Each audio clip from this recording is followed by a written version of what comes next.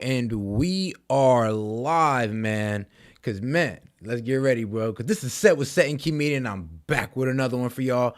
Today we're about to get into Trump on Town Hall, because apparently he killed it. And we got a Kamala speech for y'all as well. Also, with, a little bit of side news. Let's get into it. From the audience, I always plan out, I do all this research to ask you questions and you just go. But we came here also to hear from the people of Harrisburg. Before we get to the people, I want to again introduce, we introduced him last night on the show. Dave McCormick is the Republican Senate candidate from Pennsylvania. Senator, great to have you. I'll give you a chance to say a couple of words. Yes, thank you. Thank you, Sean, and thank you for Mr. President for being here in the Keystone State. And the Keystone State is going to decide the future of the country, put you back in the White House and a majority in the Senate. So thank you. Thank you, David. And, Mr. President, it's a scary time in the world. Our country from within.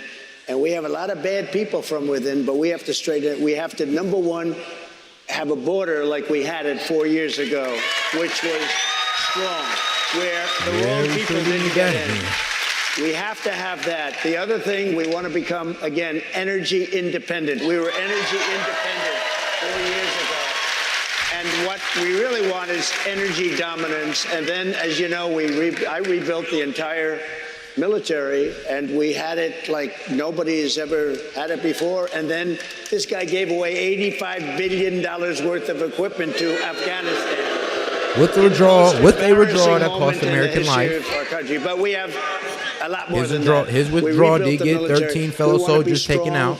But we want to do it peace through strength. That's what we want. Peace through strength. We shouldn't have to use our military. But we're going to have the greatest military in the world. Thank you, David. All right, ma'am, hi, what's your name? My name is Deborah Williams. Hi, Deborah, how are you? I'm good now. Hi, Deborah. Oh, because of me or because of the president? I'm just guessing. No, I'm kidding. I plead the fifth. Good answer. Mr. President, I want to thank you for coming and sharing your time with us today. Thank you, Deborah. What could you share that you've learned during the first time being in the Oval Office for those who are hesitant to vote for you now? So we need a strong president. And, I actually think we had a very stable administration, but we were hit with this weaponization. We were hit to weaponize. They've never done this before. The weaponization, all of the different Russia hoax, all of the different hoaxes, and we won every single one of them. The most important thing, and I found it, and you could say this is true in business also, we have to get the right people. When I first went there in 2016, I had a lot of good people, I had a lot of good advice, but I put people in that in some cases were not what I really wanted because I didn't know much about Washington. I was there 17 times in my whole life, and I wasn't in D.C. very much. But I got to know him. He did get backstabbed by his own cabinet. We got to be real on that one. And I know the good ones, the bad ones, the weak ones, the smart ones, the dumb ones. I know them all now. And the key, and we had great ones. I mean, economic development, we did so well. The military, we did fantastically well. We knocked out ISIS, 100% of the ISIS caliphate. We have some great people in the military, not the ones that you see on television, but great people. But a big key to running it is get the right people. You put the right person and the right group of people at the heads of these massive agencies, you're going to have tremendous success. And I know now the people, and I know them better than anybody would know them. So thank you very much. Thank you, Deborah. Okay. Ma'am, hi. Ma'am, what's your name? Make sure to like this video, man, as y'all roll in. And I'd like to welcome you to Let's get the Harrisburg, likes up. Let's get more Pennsylvania. people in We on the love you both, conversation. so That's it. wonderful. Thank you. I'm a small business owner. I'm the owner of Century 21 at the Helm Real Estate. Good. The 4 years of your presidency, Mr. Trump, were the best economically I have experienced in the 35 years I own this business. Small business owner talking. And my question is, what are your plans and policies to restore the economy so small business owners can thrive and make America great once again? Good. Thank you. Good. You know, we had a woman who was very spectacular, Linda McMahon, and she ran the Small Business Administration. Make sure did to a like the phenomenal video, job. man. Let's get more people in on the That's a very conversation. important group for what we're talking about with small business. But to put it a little simpler, we're going to have low interest rates. We're going to have low taxes. We're going to give you tremendous incentive to grow and to build your business. And, you know, a lot of people have said that. They said, one person who didn't support me, he said, I must admit, I had the most successful 4 years of my life, but I'm going to vote for some. I said, and now that person came back to me. I don't want that person. I don't want that person. Yeah. You know, they say you should take There's a lot of people on the business side who was like low-key Democrat. Then they seen like, I ain't gonna lie, bro, in comparison, under you, bro, my company was running good. Now I'm getting squeezed by these people. everybody, but that's not the way I'm built. It's one of those little problems. That's the way it is. This person, in no, today's this was in the business climate, Republican I'd say. primary, said, I had the best 4 years I've ever had under Trump, but I'm going to support this one. I said, that's the end of that, you know, when they came back.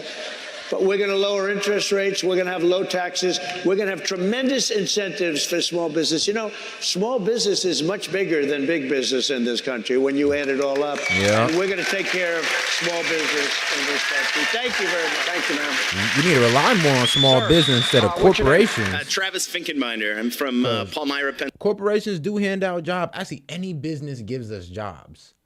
So at the end of the day, though, we do need to take care of our businesses, but the small businesses are the backbone of America. So we do need to incentivize more people to start these small businesses and get into the entrepreneurial spirit. And that ain't gonna happen under Kamala with these capital gain tax. Pennsylvania. Like to Future welcome capital gains you tax. both here, and it's an honor to stand before you. Thank you, Trey. Mr. President, is it possible to correct the extensive damage the current administration has caused related to our safety and security? From the border crisis to the plethora of weapons left behind in Afghanistan, I fear for my 3 adolescent sons. At night, what do I tell Cale, Kate, and Cole about their safety and their future of this great nation? Well, the first thing you should do is pray. Amen. Because what they've done to Yeah, our fact. country, right? What they've done to Gonna be a our rough one, country, guys.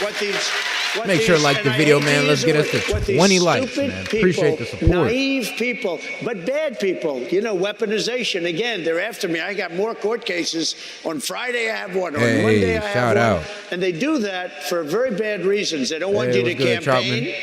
They want to keep you off the campaign. They want to try and take as much money as possible instead of putting it in. But let me just tell you, the hardest problem we have, because a smart president would be able to get along with Russia, China. There are a lot of reasons why. Yeah. But the biggest problem we have is they've allowed 21 million people into our country. And this, and I told you last night, I tell you tonight, it's the single biggest problem. They've poisoned our country. Yeah, there's one thing that a lot of these Kamala voters don't want to admit, that we had a stronger economy, a stronger America in general under Trump.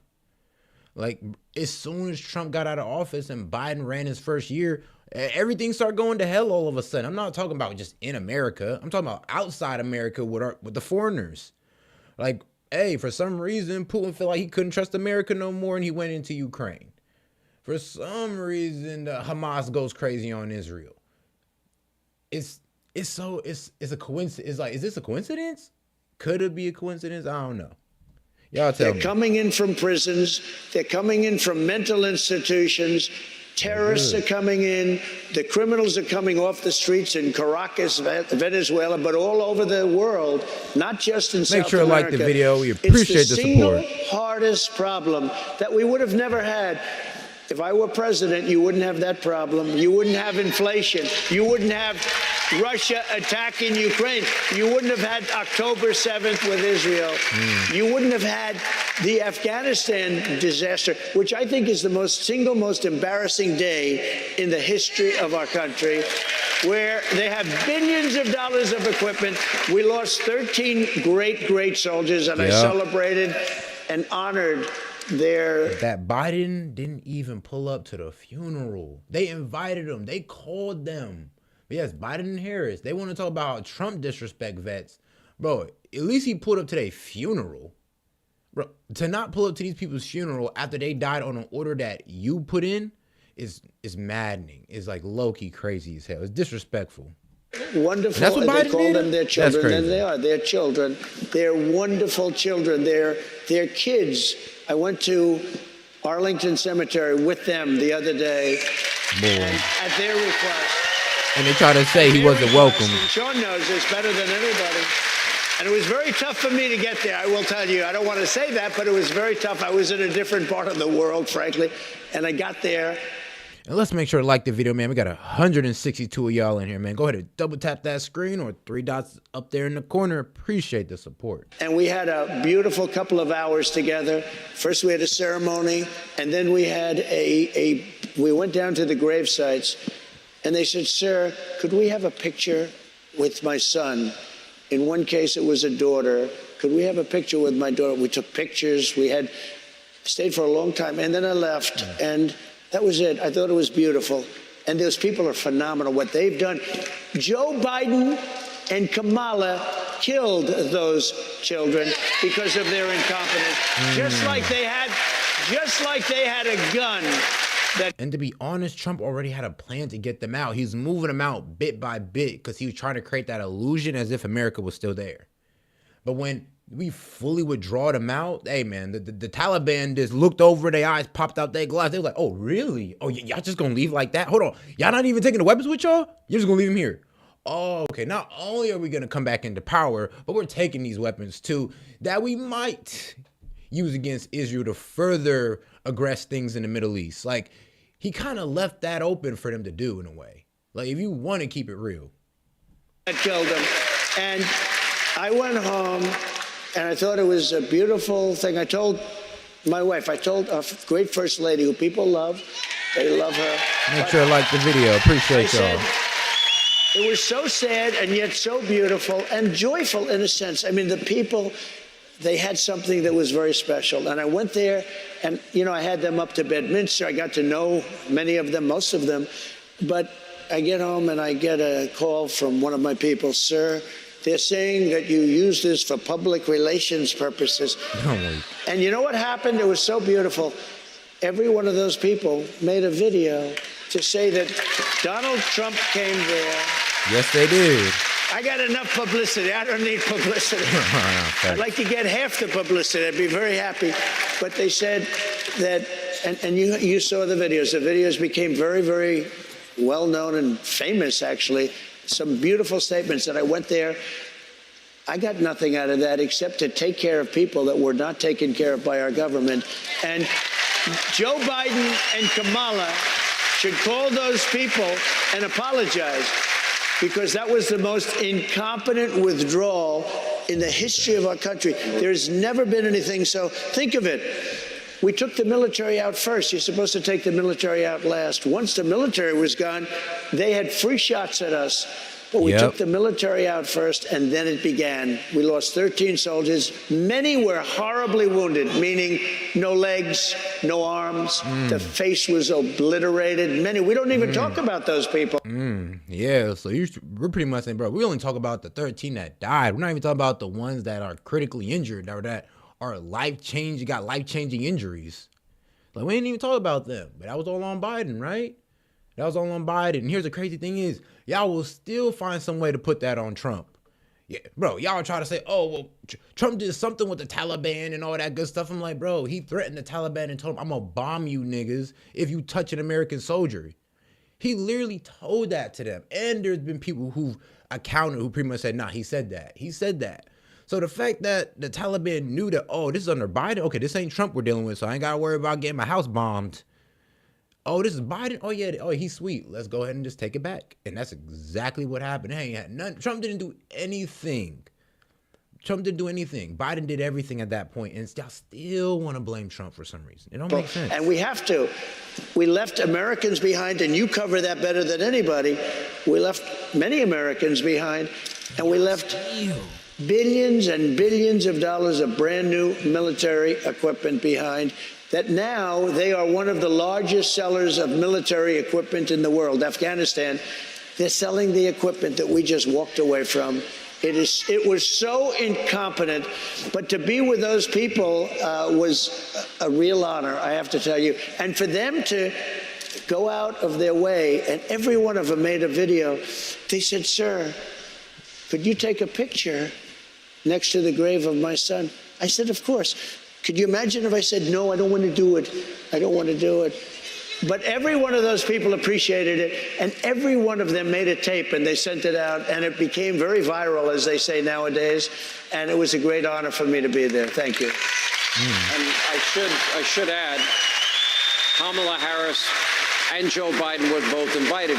And this was not, you knew these families. You had met with them at Bedminster. Yes, you were familiar with I knew them. And they invited you, you went, and they said, "Would you take a picture?" And then you did, and then you were attacked and then the families were furious at Kamala about it.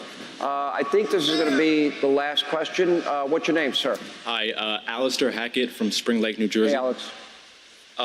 Thank you, Mr. President. Thank you. I'm a recent college graduate and am concerned with the growing influence of wokeness in many of our top institutions. We saw General Milley take this to new heights under his leadership in the military. What is your plan to combat radical ideology in the military and in our corporations? Well, first of all, Milley.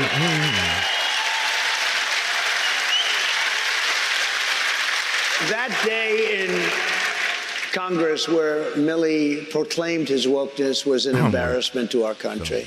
And remember this, we don't have a woke military. We have some guys at the top that talk it, but you couldn't convince them to be woke if you were screaming at them for 5 weeks. We took out 100% of the ISIS caliphate in 4 weeks. It was supposed to take 5 years. And I got to meet the real generals, and they are unbelievable. Our military is unbelievable. Remember it. Unbelievable. There's no wokeness. There's no wokeness. And all we're going to do is you go out, you get your degree, you work hard, you're going to see a different country. We have to get elected. If we don't get elected, I don't know what's going to happen to our country. I just don't know. They're so bad. And normally I wouldn't say that. I'd say, well, they're working, they're a Democrat. These aren't Democrats. These are people long beyond Democrats. When I used to say to Sean on his show, I'd say, our country, Sean, will never be a socialist country. And it won't. It'll be a communist country. They skipped socialism. We cannot let this happen. Shout out to Comrade Kamala. What she said, she gonna price gouge. She gonna build a whole bunch of houses. Well, she gonna make it hard for the rich. Oh, we're gonna tax the rich when the rich is the people who give you y'all jobs.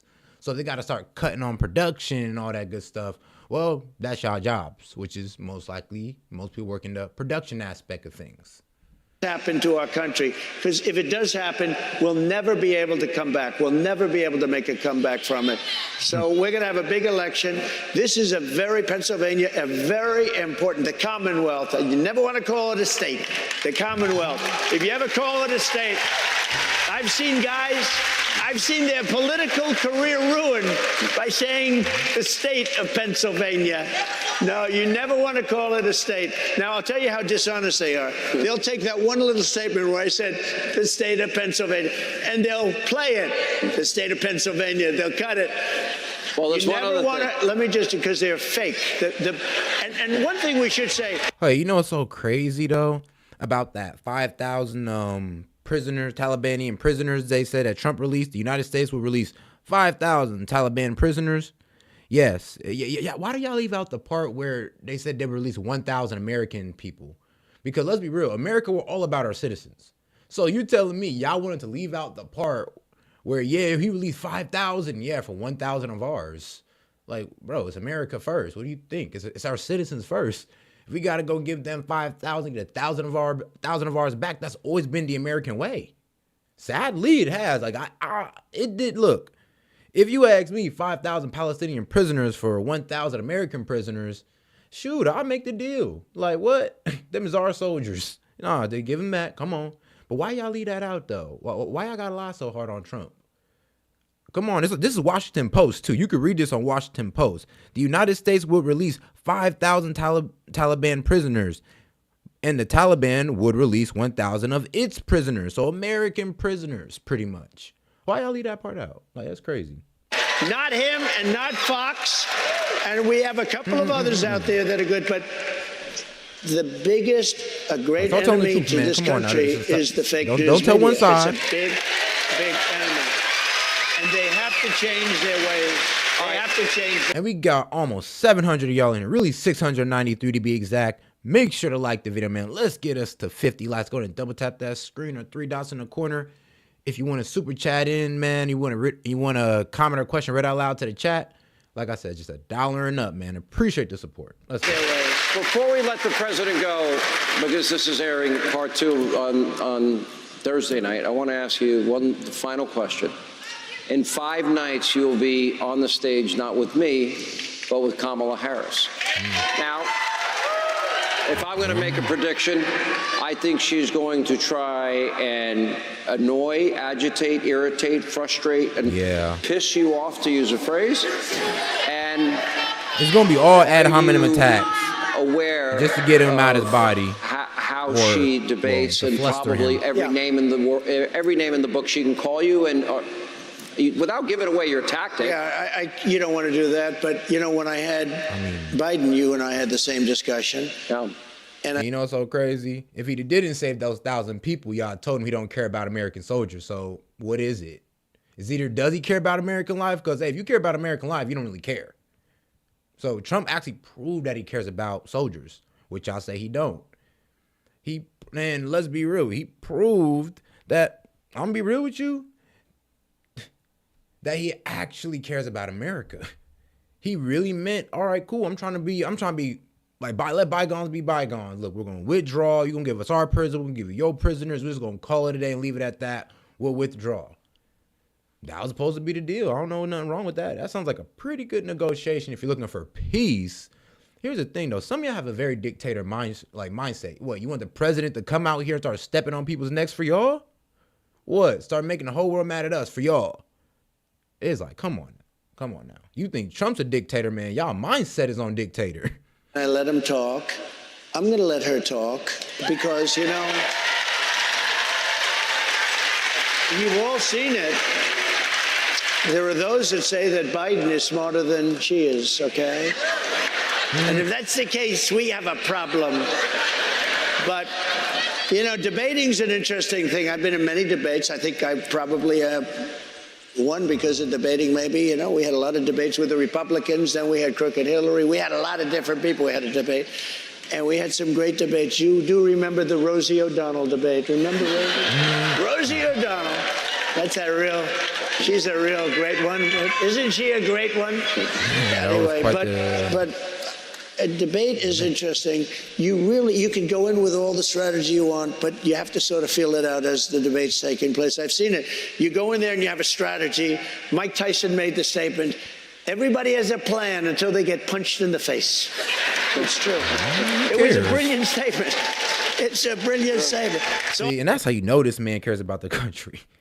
Like, if you really think about it, bro could have just sat out, be a billionaire, and live the rest of his life rich as hell. Never to be seen again. Go out on the beach somewhere and do what he want. But he came back here and said, you know what, man, let me try to save America. Hey, you can't say somebody don't care when they don't gotta do it. Like, think about it. Somebody cares when they don't gotta do it, and they do it anyway. Oh, I could tell Sean exactly what I'm going to do, but, things change. It depends a lot on ABC. Will they be fair or not? If they're not going to be fair, I'm going to be a little bit different than if they are. I hope they're going to be fair. We're putting a lot of reliance on a network which is known for being extremely hostile to the people in this room and to, I think, 75, 80% of the country, if you want to really know the truth. But, Sean, all I can say is this. I've seen Mitt Romney go and lock himself into a log cabin for 4 or 5 weeks, and then he came out and he was horrible in the debate. He couldn't talk. He gained great knowledge. He couldn't talk. And Candy Crowley came out and she made a terrible statement that turned out to be wrong, but it destroyed the guy. But look, you have to... the way I look at debating, I think I've been really practicing all my life for this stuff. I mean, ultimately, that's what it's sort of about. So it'll be an interesting evening. And the Biden debate was a very interesting evening. I was sort of surprised by it a little bit, by what he did and the way he reacted. And you don't know how somebody's going to react. Even a professional, you don't know how they're going to react. and you have to sort of go with it as you get up there, Sean. I'd love to give you an answer. This is what I'm going to do, Sean. But when you get up there, you sort of, because I've done a lot of it. I went from never having debated to having done a lot of debates. But if you know she's going to try and annoy you, but that's Well, not I think We got 900 of y'all plus in here, man. Make sure to double tap that screen, bro. Let's get this stream to 100 likes, man. Let's go. I appreciate the support. If you have any questions, comments, or a joke you want to send in, just $1 and up, we'll go ahead and read it out loud on the live. Appreciate y'all. we have a bigger problem. I think that ABC will try and annoy I me. bet that too. Okay? President Donald Trump. Thank you, Harrisburg. Hey, Sean Hannity here. Hey, click here to subscribe to Now, let's go ahead and listen to Kamala talk, right? Because we like to be fair here at Set and Key Media, right? So we don't just like to make y'all listen to just one side. We like to get both perspectives in and let them, cook themselves. Like I said, hey, y'all say if we let Trump talk, he'll cook himself. Hey, Kamala be the same way sometimes. Let's get into it. And Doug sends his love to everyone as well. Oh, thank you, everyone. Nicole, thank you. You guys are just so extraordinary, and I applaud the way you do the business that you do and the love that you do in giving community. I love our small business owners. It is what you do. I'm going to talk a bit about you in a minute, but you are part of the fabric, the essential fabric of a community that cares about one another. Thank you for everything. Thank you. Thank you. And thank you to the outstanding congressional delegation, Senators Shaheen, Hassan, Representatives Pappas and Custer. Now, let's see if we can get some policies out of Kamala today, man. Let's see. For taking the time to be here this afternoon. Thank you, everyone. Thank you. So before I begin, I do want to say a few words about this tragic shooting that took place this morning. And that is so crazy. Like I said, she'll walk out on here every day, bro. She'll walk out, teleprompt out, but she won't step in the hot seat. Why won't you go to Fox News, man, and do an interview so we can really see you debate? We can really see you defend your policies. But, hey, we got her here on stage. Let's hear her out. In Winder, Georgia. Make sure to like the video, man. Appreciate the support. About what happened, but we know that there were multiple fatalities and injuries. And, our hearts are with all the students, the teachers, and their families, of course. And we are grateful to the first responders and the law enforcement that were on the scene. But this is just a senseless tragedy on top of so many senseless tragedies. And it's just outrageous that every day in our country, in the United States of America, that parents have to send their children to school worried about whether or not their child will come home alive. It's senseless. Bro, the debate with Biden was on CNN. Like, what? Like, Trump already did. Bro, he already went. Oh, never mind. Y'all got it. End this epidemic of gun violence in our country once and for all. It doesn't have to be this way. It doesn't have to be this way. So we will continue, of course, to send our prayers and our thoughts to the families and all those who were affected, including, I'm going off script right now, but listen. You're going off script? Oh, Lord. She ain't even speaking from the heart, guys. She's going off script. She let y'all know she's going off script is crazy. Okay. So what, she going to be going off script for a whole presidency? Like, come on now. Do we really trust this lady? Do y'all really have that strong of a faith, or is it just Trump derangement syndrome? I just need to know. At the last year, I started a college tour. And was that a slip? I traveled our country meeting with our young leaders, right? And so it was college-age young leaders. So I did trade schools, colleges, universities, community colleges. By the way, I love Gen Z. I just love Gen Z. But you didn't take no questions, though. But I'll tell you, one of the things that I asked every time I went to the auditorium, and it would be filled with these young leaders, students, and I'd ask them, raise your hand if at any point between kindergarten and 12th grade you had to endure an active shooter drill. And for the young leaders... Whoa, no shit. Like, you remember Columbine? Like, that happened when we were kids. So yeah, all of them are gonna raise their hand. That's not really anything to, I don't know, like glamorize or kind of put out there. Like, yes, these shooting drills has been around for a minute, but let's talk about the mental health of the people who are mentally ill enough to go out there, grab these guns, and go out there and shoot these people. Let's talk about the mental health of America first before we even talk about gun laws. Let's look at these people who are doing these shootings, and for some reason these guys are on medications, they're mentally ill, there's something wrong with them, and it's always up here. It's not what they got in their hand, it's what they got going on up here. Who are here, who are raising their hand, I'm telling you, every time the auditorium was packed and almost every hand went up. A lot of us, I'll speak about myself, we had, I grew up in California, earthquake drills, we had fire drills, but our kids are sitting in a classroom where they should be fulfilling their God-given potential. We got 1,000 of y'all plus in here, man. Make sure to double tap the screen. Let's get this stream to 100 likes, man. I appreciate y'all. And like I said, we have anything to say, comment, or question, or joke, super chat in $1 in. We'll go ahead and get it read out loud to about over 800 of y'all. Appreciate it. Potential, and some part of their big, beautiful brain is concerned about a shooter busting through the door of the classroom. It does not have to be this way. It does not have to be this way. And, this is one of the many issues that's at stake in this election. So New Hampshire, look, we have 62 days to go. 62 days to go. And I'm going to tell you what you already know. This race is going to be tight until the very end. So please, let's not pay too much attention to the polls, because we are running as the underdog. We know what they're capable of on the other side. The only thing we can take for granted is the love that we as Americans have for each other, knowing we have so much more in common than what separates us.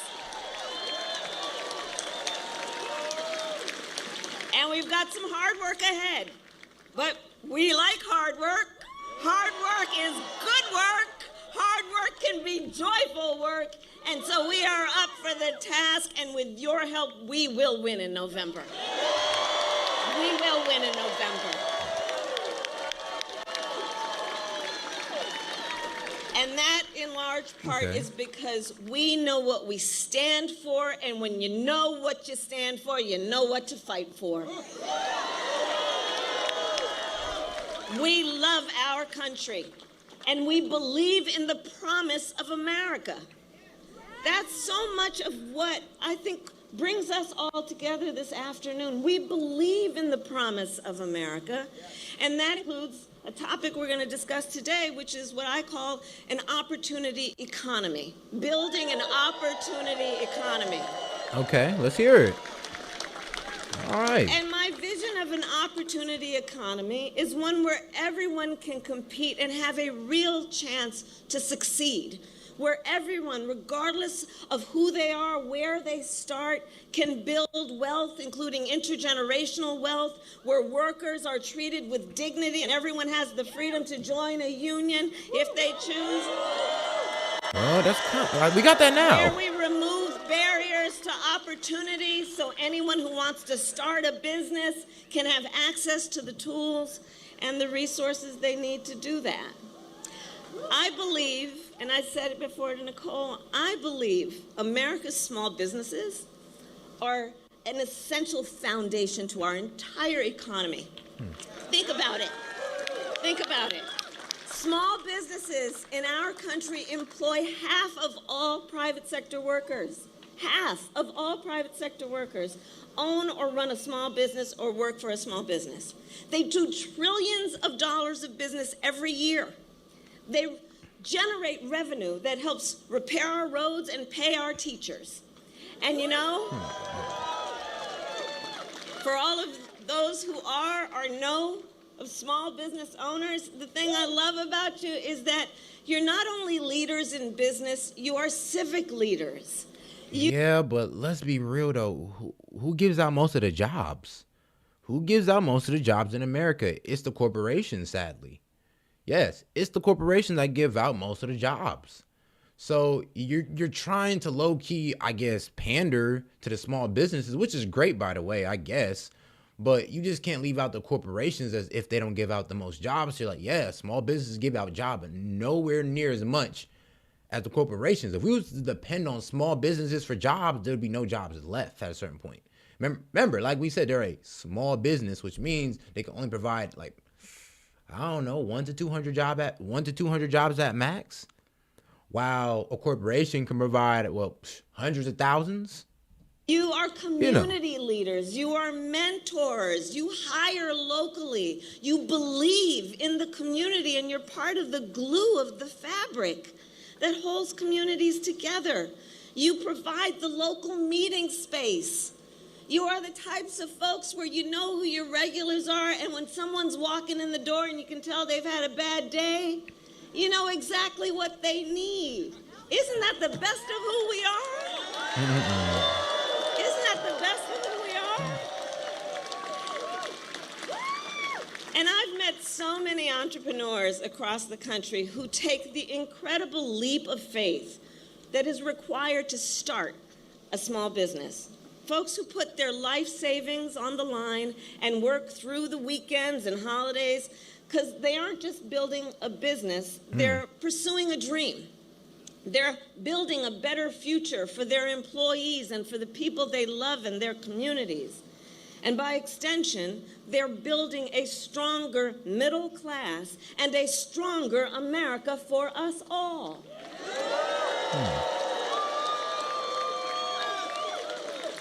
And so all of this is why, as president, one of my highest priorities will be to strengthen America's small businesses. And here I am in New Hampshire to announce a few elements of my plan to do that. Okay.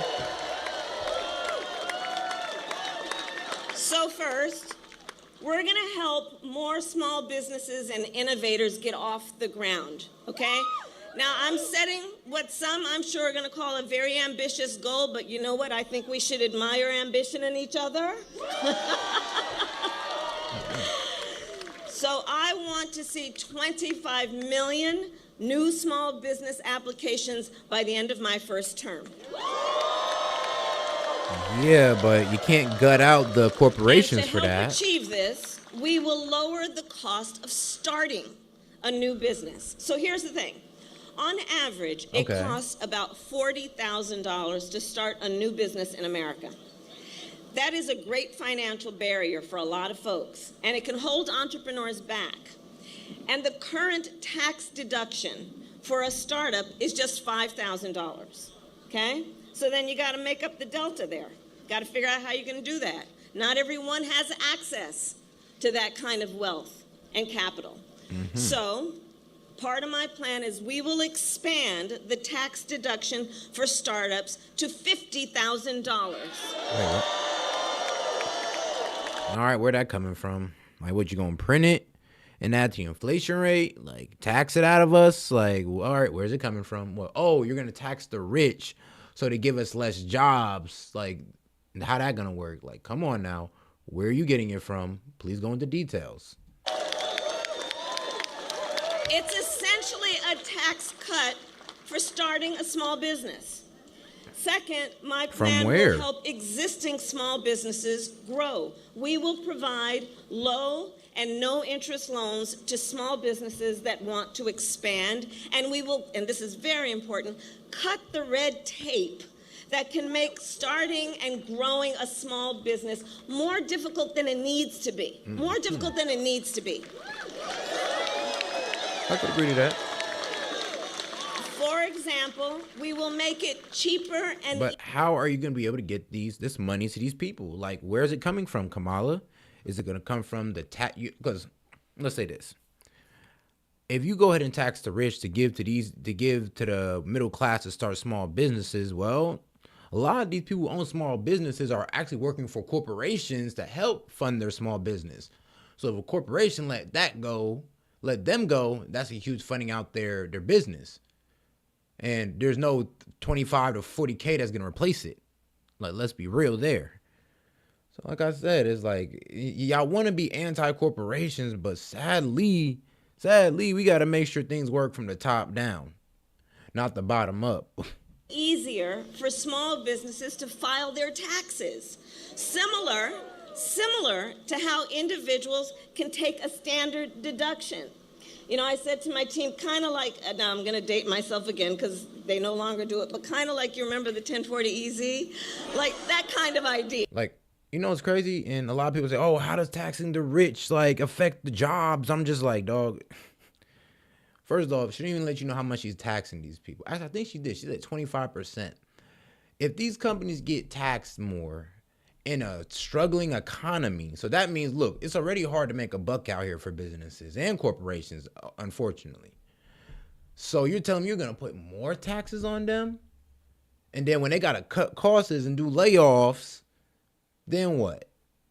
So yes, trickle down economics actually do work, because if the corporations make money, they can give out jobs. Just like if a small business make money, it can give out jobs. But if you're making it hard on a corporation to either stay in your state because of your policies, or hard to make money because of your policies, then they're going to do whatever they can. If that means raise the price to like record numbers, or go ahead and head out this damn country or state, they're going to do so. Like, these corporations do look out for their bottom line. And here's a sad thing.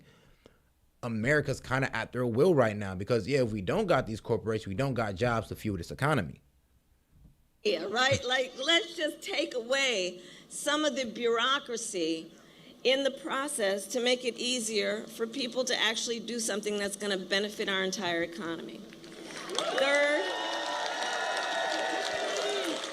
Third, my plan will invest in small businesses and innovators throughout America. And here's why. We know that talent exists everywhere in our country, from rural towns to city centers. But not everyone has access to the financing, to venture capital, or expert advice. It's not that they don't have the skills. You know, it's so crazy, too. Y'all talking down on corporations, but 90% of y'all work for a corporation. Yeah, I can guarantee it that 90% of y'all work for a corporation. So y'all talking down on the very corporation that's giving you a living. The very corporation that's giving you this living, you want the government to make it harder on them to give you a living? Like, make that make sense, G. Make it make sense, my friend. It's not that they don't have the work ethic. It's access to these resources. So under my plan, we will expand access to venture capital. We will support innovation hubs and business incubators. And we will increase federal contracts with small businesses. And that's actually not a bad idea. I'll give it that one. Focus on small businesses in rural communities, like right here in But that only really helps construction. Like, you know, we're talking about government, like giving government contracts to small businesses. Well, then we're really talking about infrastructure deals and all that. So what about the other industries? How are you going to help those? Because I hear what she's saying. It's a good idea. Oh, yeah, instead of giving it to a corporation that does construction, give it to the small business that does construction. You know, let them grow. But like I said, there's pros and cons to these things she's trying to do. And I'm like, I see the pro, but the con is looking a little bit detrimental as well. New Hampshire.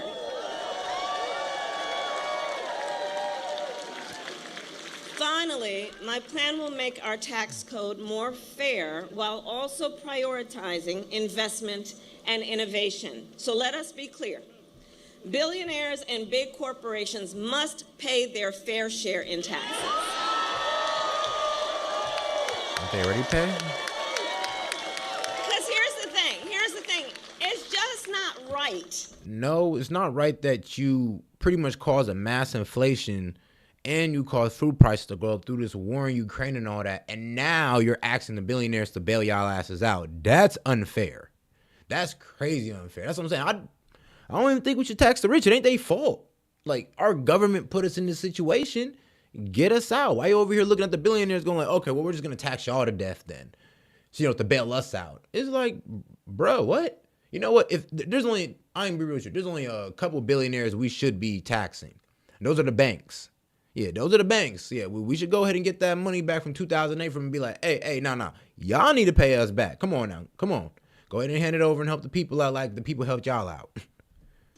That those who can most Anybody should be afford paying it taxes, high taxes. It should be them. paying a lower tax rate than our teachers and our nurses and our firefighters. It's just not right. It's just not right. Hey, So what's good, that's why Vlad? I support a billionaire minimum tax and corporations paying their fair Shout out Vlad share. in the chat. Now, if you wonder why don't these corporations pay their fair share? Are they cheating their books? No, they're not actually. Actually, they're following the tax code. So within the tax code, it says that you can get tax breaks if you have employees, which corporations have hell of employees. So which means they catch hella tax breaks. That's why sometimes they might create so-called useless positions because of that tax break. Owning land. So McDonald's catches a lot of tax breaks, believe it or not, because one, they own a lot of land. And they have a lot of employees, and even though, well, most of them are like franchised, still And while good we way to ensure get some that tax the wealthy benefits. and big corporations pay their fair share, we will tax capital gains at a rate that rewards investment in America's innovators, founders, and small businesses. So here's the detail. If you earn $1 million a year or more, the tax rate on your long-term capital gains will be 28% under my plan, because we know when the government encourages investment. Damn. Yo, whoa. Go back, sis. That's crazy to say. More, the tax rate on your long-term capital gains will be 28% Percent? under my plan. Long term. So hold on. You're gonna tax them on their long-term capital gains. So basically, like what their long-term, their projected profits. So you're gonna tax them on what? Money they ain't even have? Like, isn't that gonna like low-key destroy a lot of people who just started making $1 million? So pretty much, if you're making $1 million a year, they want you to give up, I'd say 200K of it. They want you to give up 200K of it. Well, to give to what? Small businesses. And then what? The small businesses are going to link together and become corporations. Then we're back in the same ordeal. Like what? Like, what is this? Like, what's the play here, sis? As we know, when the government encourages investment, it leads to broad-based economic growth, and it creates jobs, which makes our economy stronger. Huh? No, if you make things hard for the millionaires, they're going to start... Bro, if you think these are the people that give us our jobs, there's going to be no economic growth if you tax them, if they start cutting jobs because they're getting taxed. If they want to keep their $1 million a year lifestyle and they're losing 200K on taxes, they're going like, you know what? I pay 2 people 50K a year. Let me get their ass up out of here real quick. It's like, you don't think they're going to recover that bottom line some way, somehow? They always do. So why are we trusting them not to do the same thing they've done before? It's crazy. Crazy. Now compare that to what Donald Trump plans. He intends to cut off federal programs that give loans to small businesses. No, he doesn't. He plans to give billionaires massive tax cuts and to cut corporate taxes by over $1 trillion, even as they pull in record profit. Well, that would only help Americans. Like I said, I don't know who fed the lie to y'all that trickle-down economics don't work, but if they got more money to throw out and to give more jobs and to start more projects, y'all gonna be the one working those projects, are y'all not? Like I said, we're low-key trying to bite the hand that feed us. They're literally trying to force us to bite the hand that feeds us and we don't even know it. And when that hand goes away, we're going to be starving. A lot of y'all going to be starving, and it's going to be y'all fault because you done let this woman talk you up to go against your employers. His plans will add more than $5 trillion to the national debt, and that is on top of the $2 trillion tax cut he gave them when he was president and when he exploded the deficit. We know how to count. We know how to count. And now he also wants to impose... And you know what, man? There's a lot of talk about these, Trump lost jobs and all that. Well, let's go to Forbes.com and let's look into it. Because here are all the keys facts of, well... Trump pretty much losing jobs during the pandemic, pretty much. At the highest level, Biden holds a massive advantage over Trump. And it's going to be because, well, the U.S. added 15.8 million jobs during Biden's first 42 months in office, compared to a 2.7 contraction during Trump's presidency. According to total non-farm payrolls, the most cited measure of total employment, which encompasses most American workers. So they got this from a pretty large database. Shout out to them. So similarly, the unemployment rate rose 1.7 percentage points from 4.7 to 6.4 under Trump, declining 2.1 percentage points under Biden to the latest reading of 4.3. However, the gross data paints a wholly incomplete picture of the labor market strength under both presidents, as the COVID-19 pandemic upended the global economy beginning in 2020, causing U.S. unemployment to briefly strike to a record 14.8 in April 2020, after a whopping 22 million workers contracted from February 2020 to April 2020. So yeah, he got 22 million jobs started, and they all got, well, eliminated because of COVID. We all recognize that, right? So that's pretty much the whole story right there. And that's what happened. So like I said, everybody want to blame Trump because of a global pandemic that he had no control of. Like, y'all just leave out these factors, man. Y'all got to be a little fair here, bro. Y'all got to play fair here, because that's not right. That's just not right. And this is from Forbes.com. You can go look it up. The article is called, "Did Biden or Trump Create More Jobs? Here are the facts." Forbes.com.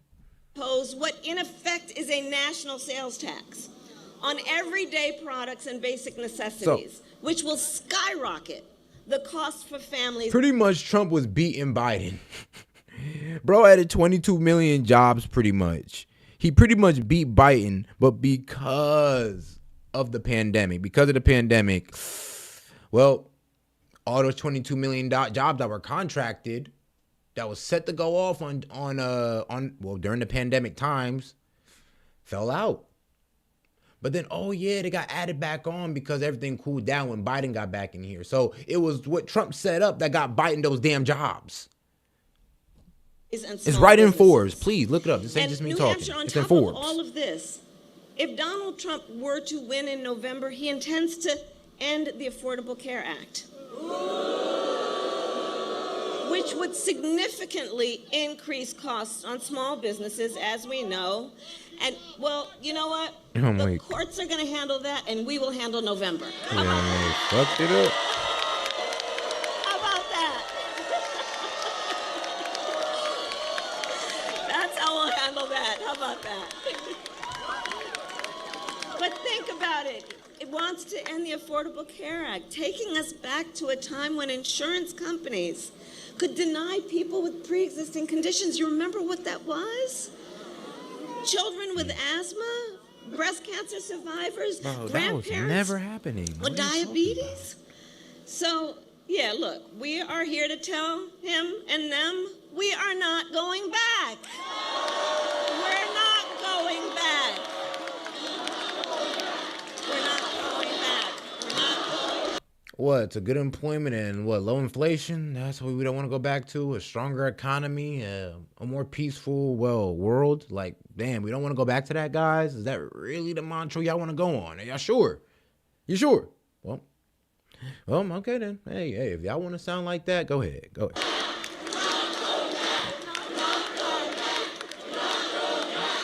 All right, man, y'all got it. No, we are not, and we will move forward because ours is a fight for the future, and it is a fight for freedom. And it is a fight for freedom. Now, I don't have to tell the folks of New Hampshire, the live free or die state,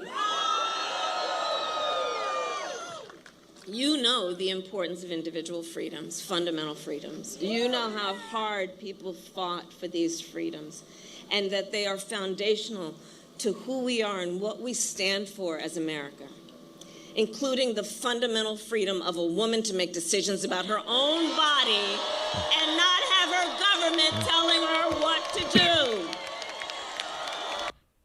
Okay, so that's what y'all want. They want complete control over abortion. Abortion in every state. Trump says he's gonna leave it up to the states. They're like, no, we don't even want that. We want it everywhere. We want to force it upon everybody. And I'm like, so you don't care about the Christian people who live in this country, who don't go against that, who only agree with it under 3 circumstances. So we know that, right? The only time like these Christians agree with abortion is what? Rape, incest, and harm to the mother. So I don't know. Like I said, this whole abortion thing is not really a real problem. It's really not. It's really petty, honestly. And understand how we got here. Understand how we got here. And of course, we're not going to fall for the gaslighting he's pushing, right? And let's make sure to like the video, man. I appreciate the support. And if you got any questions or comments or jokes you want to say out loud to the chat, we got 900 plus of y'all in here. It's only $1 and up, man. Just like I said, if it's a joke, man, look, try to be cool about it. And if it's a question or comment, we'll go ahead and engage it a little bit. Appreciate the support. As president, Donald Trump handpicked 3 members of the United States Supreme Court with the intention that they would undo the protections of Roe v. Wade. And as he intended, they did. And now, in more than 20 states in our nation, there is a Trump abortion ban. Many with no exceptions even for rape and incest, which is immoral. Immoral. And let us agree, and I know we do. Hey, we let everybody speak here. One does not have to abandon their faith. I do not care if you are pro Kamala, pro Trump. Go ahead and talk in the chat, man. I love the opinions. This is an open opinion platform. You can go ahead and be all Kamala, blue hearted up all day. You can be pro Trump, American flag, eagle all day. Honestly, I'm just trying to put the conversation out there and just bring everybody to the table, and then also give you my commentary in between. Appreciate y'all though. Make sure to like the video. Or deeply held beliefs to agree. The government should not be telling her what to do with her body.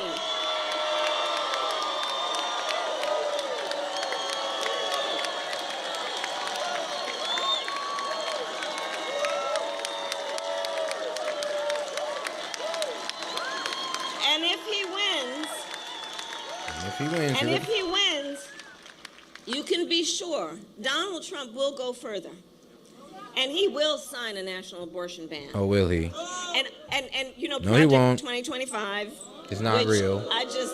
Well, it's real. Project 2025 has been disavowed by Trump. We done fact checked it. There's a lot of things that Trump don't agree with. But I'm gonna be real with you, a lot of Republicans actually do rock with Project 2025. Like, go ahead, give it a read. It's not that bad, to be honest with you. Like, look, anybody who fear-mongers about Project 2025 haven't actually read Project 2025. Also, it's part of the Heritage Foundation, so it's a think tank, right? Which Trump is not a part of. Yes, he's not a part of this think tank because, well, Trump isn't as far right as y'all like to believe. Trust me, he's not as far right as you think. I'll tell you that right now. I mean, can you believe they put that thing in writing? Trust me. And under Project There's people on Trump's 2025 ass over this. There's literally people who's on Trump's ass about this whole abortion thing. He's thinking he should be anti-abortion, no abortion for nobody. There's literally Republicans threatening to pull their vote from him and just not vote because of this. And he just say, I'm just gonna leave it to the states. So if your ass want to get abortion, bro, just move to a state, move to your liberal state that nobody want to live in unless they're stuck there. Like, that's the problem. They want to be able to be in a conservative state with good values and be able to get ahead and do their abortions and their buffoonery. Nah, go ahead and take your ass over there to those dangerous ass liberal states and go ahead and do your bullshit there. There you go. He would create a national anti-abortion coordinator, which would force states, this is unbelievable, right? Which would force states to report on women's miscarriages and abortions. You know what they are making really quite clear? They just don't trust women. They just don't trust women. Well, we just don't trust you. No offense. We just don't trust you. Yeah, you're a flip-flopper. And your DA record didn't speak too well of you. So it's not that we don't trust women. We don't trust you. Like, I prefer Tulsi Gabbard over you, sadly. And, I don't even like Democrats. But, hey, hold on. I don't even think Tulsi Gabbard. Tulsi Gabbard Republican now. So, hey, you know what? I would like female leadership, just not this female leadership. You feel me? Like, give me a female, I don't know, that got some kids, married at, I don't know, like in her mid-20s, got kids, a family, you know, somebody actually put into America. You know, it'd be even better if she had kids, family, and owned a business so she'd actually know what the hell she's talking about. But we trust women. We trust women. And when Congress passes a bill to restore reproductive freedom as President of the United States, I will proudly sign it into law.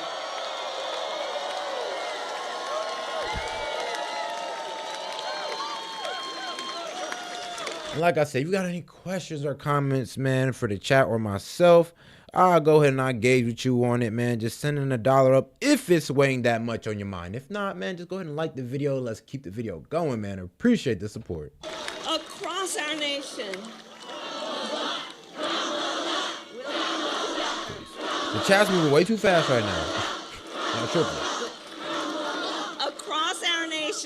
Across our nation, and I've been traveling for many, years actually, and certainly months most recently. Across our nation, I'm telling you, we are witnessing a full-on attack on hard-fought, hard-won fundamental freedoms and rights, including the freedom to vote, the freedom to be safe from gun violence. What are you talking about? The freedom to breathe clean air and drink clean water.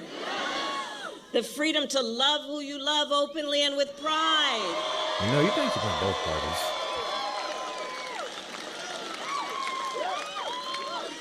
And so here's what I don't have to tell. Man, and shout out, man. We appreciate you, Garrett. Man, with the $20 super sticker, bro, just wanted to support the show, man. Appreciate the support, big dog.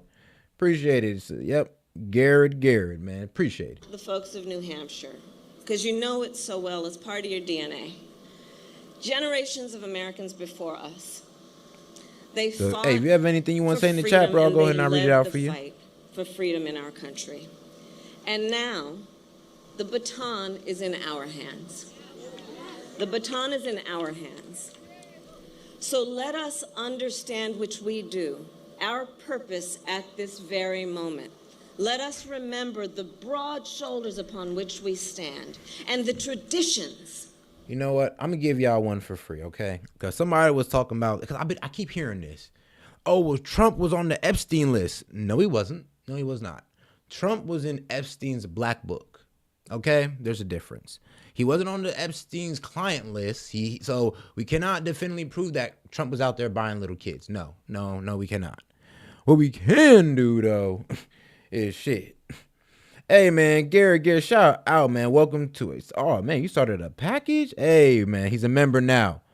I am glad, dog, you a whole member. Automatic, man. I appreciate the support. But he was on the black book. That he had, you know how much names he had in the black book? He had the Clintons' names in there. He had everybody, bro. He even had Obama's name in the black book. This dude was in touch with everybody in politics on both sides. Bro, not only did he have Trump's number, he had Trump's Jr.'s number, and he had like 3 Trump's hotels numbers. And then guess what? He also had numbers for the Clintons. Like, he also had numbers for almost everybody in Obama's network. So it's kind of hard. So if we're talking about his black book of contacts, no, that doesn't definitively prove that he was aligned with Epstein. Because here's the problem. If Trump was aligned with Epstein and that black book came out, I'm sorry, not the black book, but the client list. Remember, we're waiting on Epstein's client list. They released his black book because, well, it just shows who's on the list. I'm sorry, not who's on his list, but it just shows who, honestly, Epstein's been around or who he's been around to get people's numbers with. Because remember, Epstein was working all the way back in the 60s, like 70s. So he's an old school guy. He's writing down in a black book, not in a cell phone like us. So what you got to understand is that if the client list came out and Trump was on it, bro, I guarantee you the Clintons would be locked up with Trump. And there'd be other people who'd be locked up in our government and other billionaires with Trump. Trust me, Lex Wessler, and I'm in Ohio, he's the biggest billionaire in Ohio, and he mainly supported Epstein. Bro got a whole building dedicated him at Ohio State, and he's a whole pedophile out here running wild. and he ain't locked up yet. This man's still free, and he's been known to support Epstein. Like right-hand man with Epstein, and this man ain't locked up. So that's how I know the actual client list ain't come out yet, or this man would be locked up. And if Trump is on there, he would have been too, and that's how we know. Look, as soon as that man Lex Wessler gets locked up, that's when I know they dropped the list. Of this Appreciate very y'all. fight that have led to what we have been able to accomplish. Man, and shout out Garrett again, man, for the $50 super chat, man. Oh, my man balling out, man. Shout out. My bro done sponsored the show. And yes, bro done sponsored the show. And yes, I have to go ahead and tell you the definition. But the difference between Trump being in his client list, which we're still waiting on, them flight logs, which we're still waiting on. But for some reason, they gave us the black book and we all just went nuts. And we didn't really kind of put two and two together. Like, oh, this is basically like going through a man's phone and running through his contact list. It's like he could have gone that contact straight from the person or somebody that they know. You never know out here. Let us understand then, Man, when appreciate we say you. fight, it is a fight for something, not against something. It is for something. No, sorry. That's what we're talking about when we talk about a new way forward. This is for something. And so, as an example, let us finally pass the John Lewis Voting Rights Act and the Freedom to Vote Act. Let us finally pass an assault weapons ban and universal background checks and red flag law. No. There's no assault rifle ban. We can't do that because the criminals are still going to come for us. No. Background checks, I can get behind, but guess what? They already do that, okay? They already do that. If you go to a gun shop, you ain't leaving out there without them hitting you with a background check. Yes, you can go to gun shows, and you're right. We can just go ahead and add those at the gun show, and that's all it takes. That's all it takes is us just setting up a system there at the gun show and be like, look, you ain't leaving out here until you get this background check, young man. Like, we got to hit them Southern boys with that, okay? Because we are clear on that point. It is a false choice to say you're either in favor of the Second Amendment or you want to take everyone's guns away. I'm in favor of the Second Amendment, and I know we need reasonable gun safety laws in our country.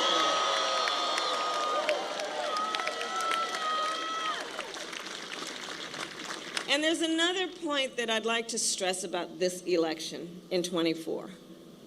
This is not 2016 or 2020. And shout out, man, Swanky Jank. Appreciate the $1 super chat, man. He ain't had too much to say, just wanted to support. Appreciate it. The stakes are even higher this time for a number of reasons, but I'm going to mention one in particular. What the Supreme Court recently did. What they do? When they basically just told the former president that going forward, he will effectively be immune no matter what he does in the White House. But let's take this seriously and understand what it means. Before, at least, there might have been the threat that there would be consequence and accountability. With that ruling,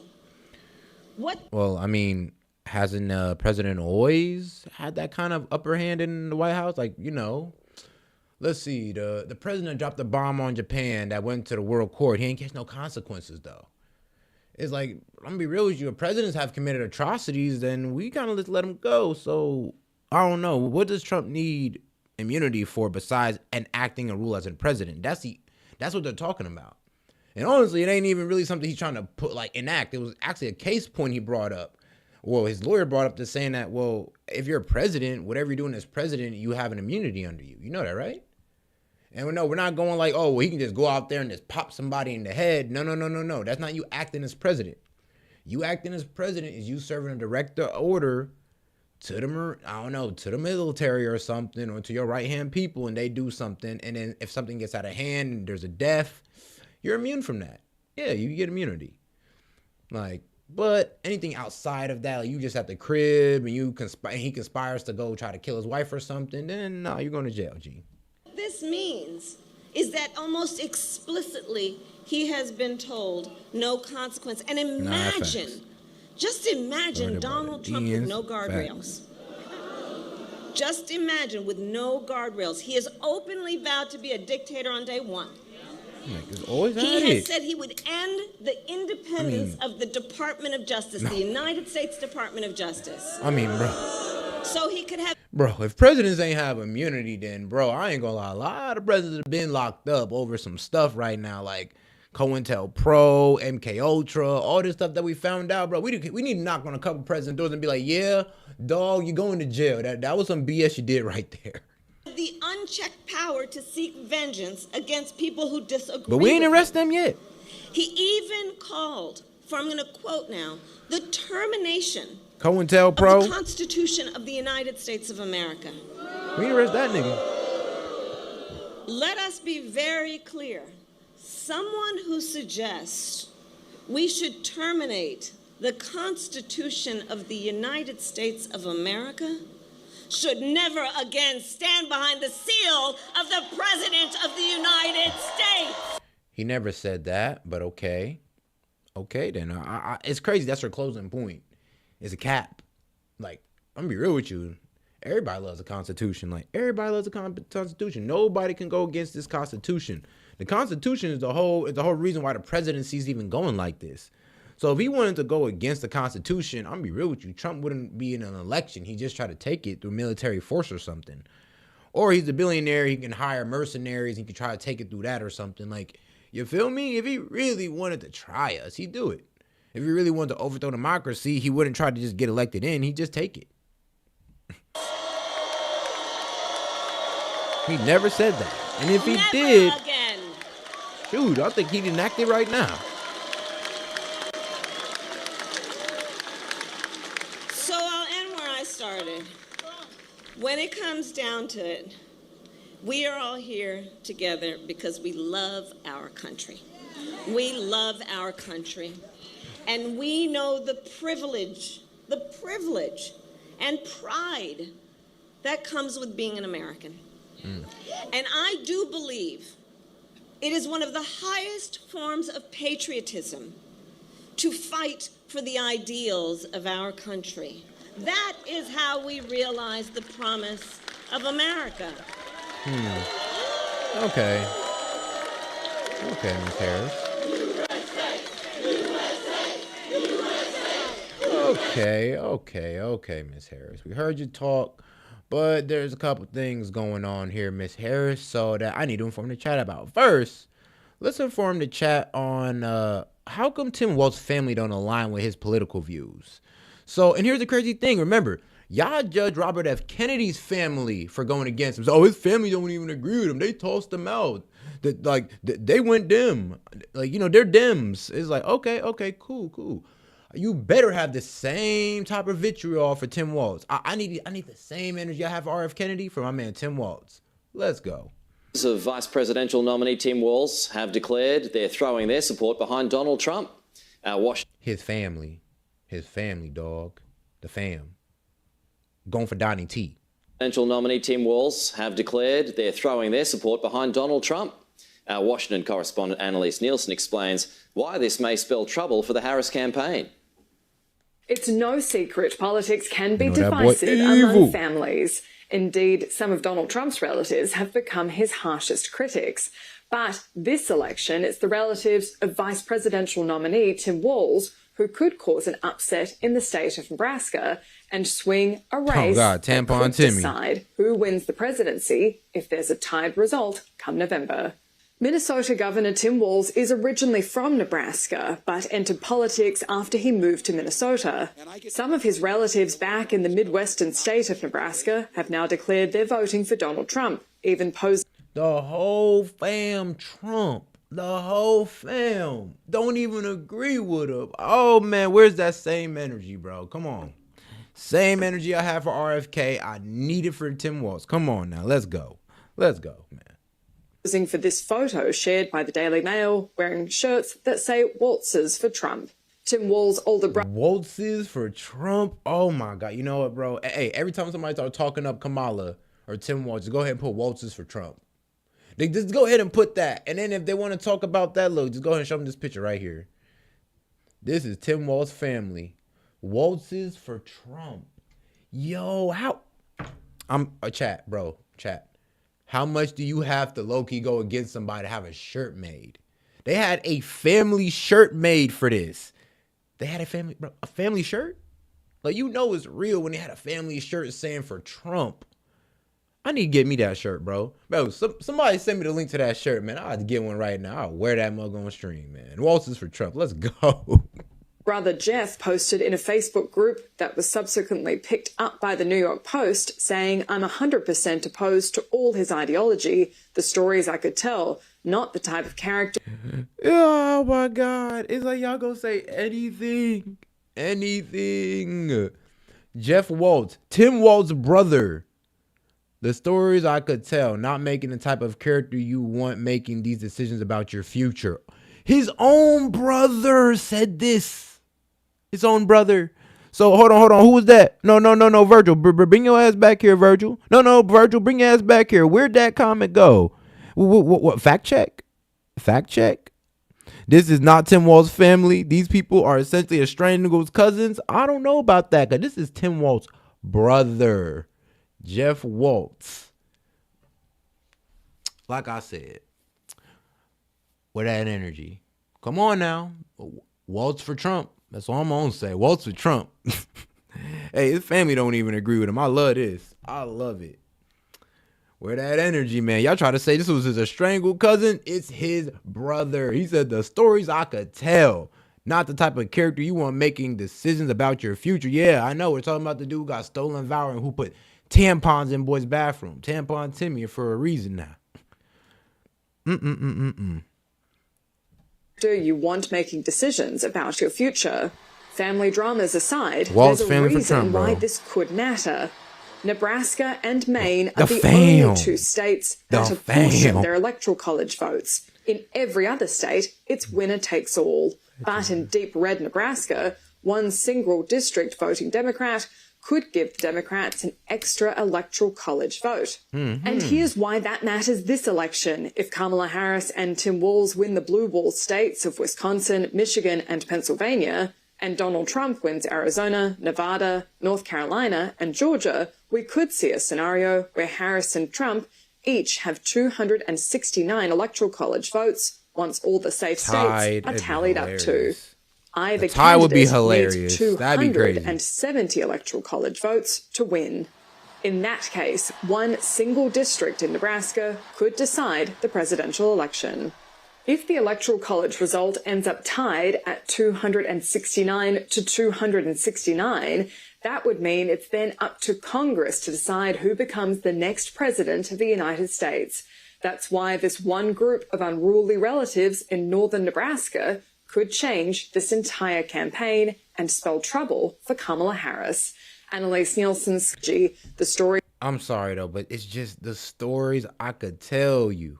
The stories I could tell, not the type of character you are making decisions about your future. Coming from his own brother. Coming from the brother, man. Coming from his own brother. Ooh, man. I know that hit y'all hard. And this is fact check now. Hey, fact check. The Waltz family is for Trump. And not his estranged cousins. We're talking about his brother. Now let's go to Patrick Bet-Davis explain the reason why Kamala's food, well, I think gouging, she said. Well, whatever shit. Let's get to it, man. Margin is for grocery stores in 2023. Do you know the number? What do you think? Do you think they make 30% margin, 20%, maybe 18%?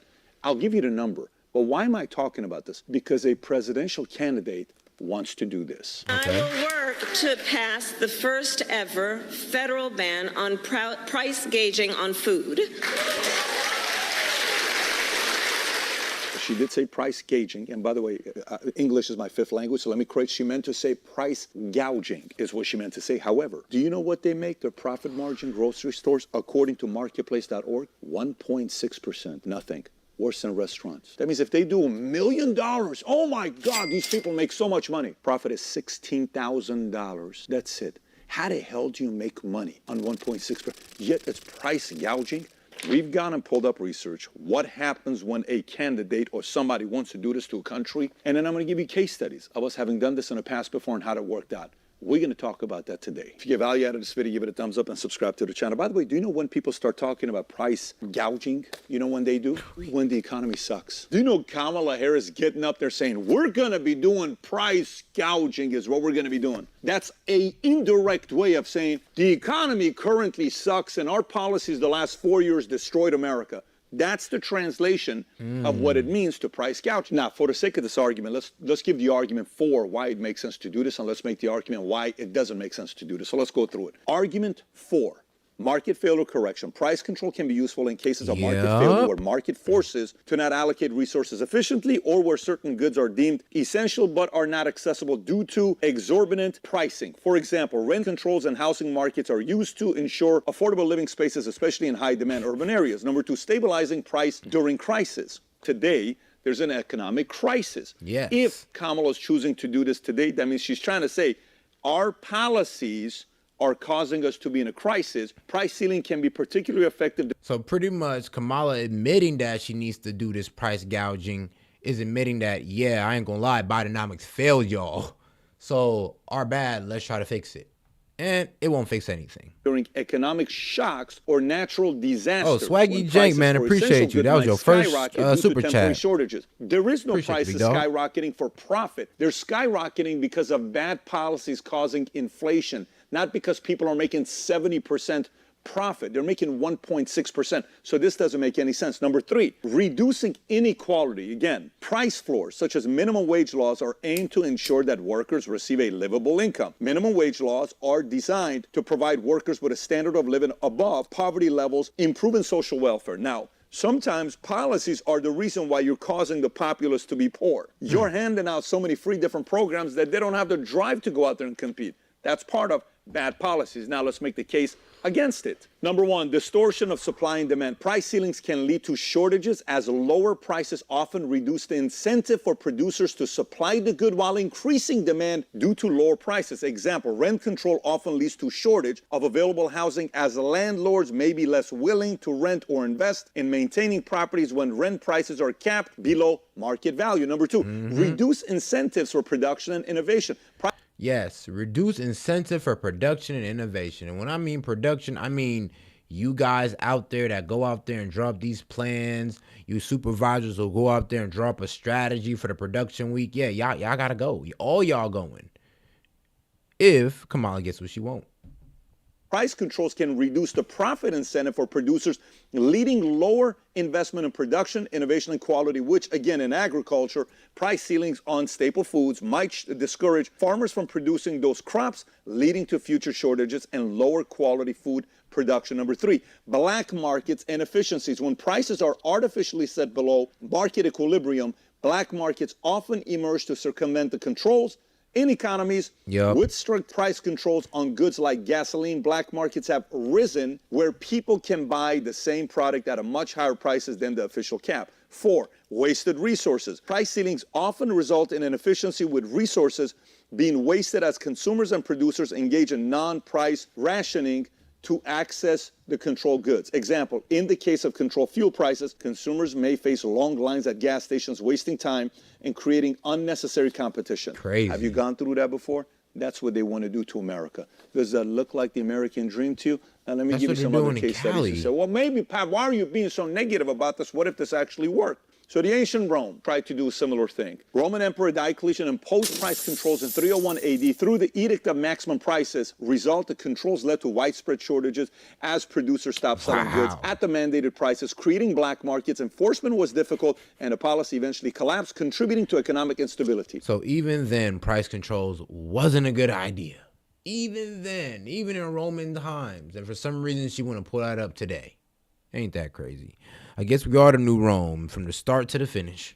Did you see what happened in, now this is just one case study. I got a few more to go through, but they said this is one of the issues, and we went through it, and it happened in Rome. Now let's go to the next one. France, Revolutionary Era. Implementation. The French Revolution saw the law of maximum in 1793, which set maximum prices on bread and other essentials to control inflation. Result, it led to food shortages and black markets. Farmers and producers were unwilling to sell at artificially low prices, and enforcement led to public unrest, The law was repealed in 1794. Again, failure. Number 3, U.S. World War II in the 70s. Implementation of World War II. The U.S. government imposed price controls via the Office of Price Administration, OPA, to manage inflation during World War II. Result? While controls were generally successful in preventing hyperinflation during wartime, they led to shortages and emergence of black markets for goods like meat, tires, and gasoline. In the 70s, a Republican president, Nixon, thought about this idea. He imposed wage and price controls in 71 to combat inflation. Initially, inflation slowed, but once controls were lifted, inflation surged, leading to the stagflation of the 70s, a mix of high inflation and unemployment. People who want to work but can't find jobs. UK, World War II. Hey, man, that's about to be our black ass, man, if we do not get our ish together. Implementation. The government imposed price controls and rationing during and after World War II. Price controls results were effective during the war in managing inflation and distributing limited resources, but they also caused shortages. You notice the trend: shortages, black market. Argentina, they did it in 2000s and 2010s to fight inflation. Results: their measures have often led to shortages of goods as businesses were unable to cover costs. This created a black market and worsened inflation in the long term. Producers hoarded products and the economy continued to struggle. Notice: shortages, black market. Shortages, black market. Short-term good, long-term destroyed the economy. And if you wonder where the shortages came from, it came from the war in Ukraine because, well, Ukraine and Russia supplies most of the world's grain and wheat supplies. Kind of crazy. They do pretty well in that agriculture area. So this is one of the reasons why our food prices went up so severely. Yeah, you know.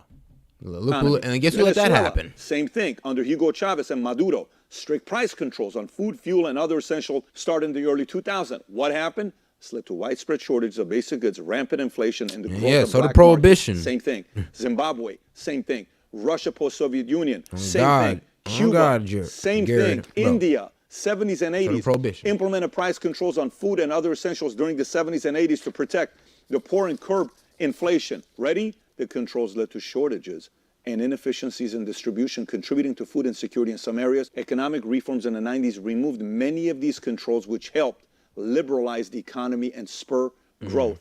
Germany, same thing. Mexico in the 80s, same thing. Egypt in 2010s, same thing. It doesn't matter where you do it. It leads to shortages and black market, but it gets you to win an election, though, which if it matters to win an election, great strategy. But yep. So she's just telling you this to win the election. She's, oh yeah, we're gonna have lower food prices. Yeah, at the detriment of our economy. She's gonna throw away the whole economy just to win an election. Man. It's like so crazy. But let's get to Trump, man. His current speech. History for any country. There's never been a border like this. 21 million people we project. This total economic catastrophe, the border czar, Kamala Harris, has now been slotted in by the Democrats to be reelected. She wants 4 more years to enforce a radical left agenda that poses a fundamental threat to the prosperity of every American family and America itself. And we're talking about America itself. She wants to defund the police, have totally open borders, ban fracking in Pennsylvania and everywhere else, take away your private health insurance, and perhaps most pertinent to the very brilliant people in this room, raise your business and corporate taxes, and unbelievably, she will seek a tax on unrealized capital gains. Most people don't even know what that means. What does it mean? She has been after all of this for years, and as everyone knows, she is a Marxist who destroyed. AKA, she broke and she hate rich people. Well, she ain't broke, but she do hate rich people. Like, Kamala Harris ain't broke, but she definitely hate rich people. It's like, I don't know what it's about the Democratic Party, but they just go after the rich as if the rich don't give jobs. And then they go after the rich at the detriment of the economy. So it's like when you go after the rich, you kind of take out the middle class. If you want to be real, it's the rich who started the middle class. There would be no middle class without these corporations, to be quite honest with you. What was the main corporation that was low-key helping out America back in the 60s? It was GMC. It was a car company. It was the auto end companies, the auto corporations. They're the ones that put us on top back in that day, and where everybody could have that one job and take care of their family. So why are we trying to bite the hand that did us good back in the day? And now we just have this image of them and just, oh, they're bad, they want to take from us. It's like, bro, they're the ones that giving you y'all jobs right now. Right now. Almost single-handedly, San Francisco, and when she was the AG, California itself, not the same place. Right. She ain't never make no real money herself. They're fleeing like they are in New York. She'll seek out and she will try and get those things if she's elected, and she may very well succeed in getting them. She recently said her values have not changed, and these have really been her values for her entire career.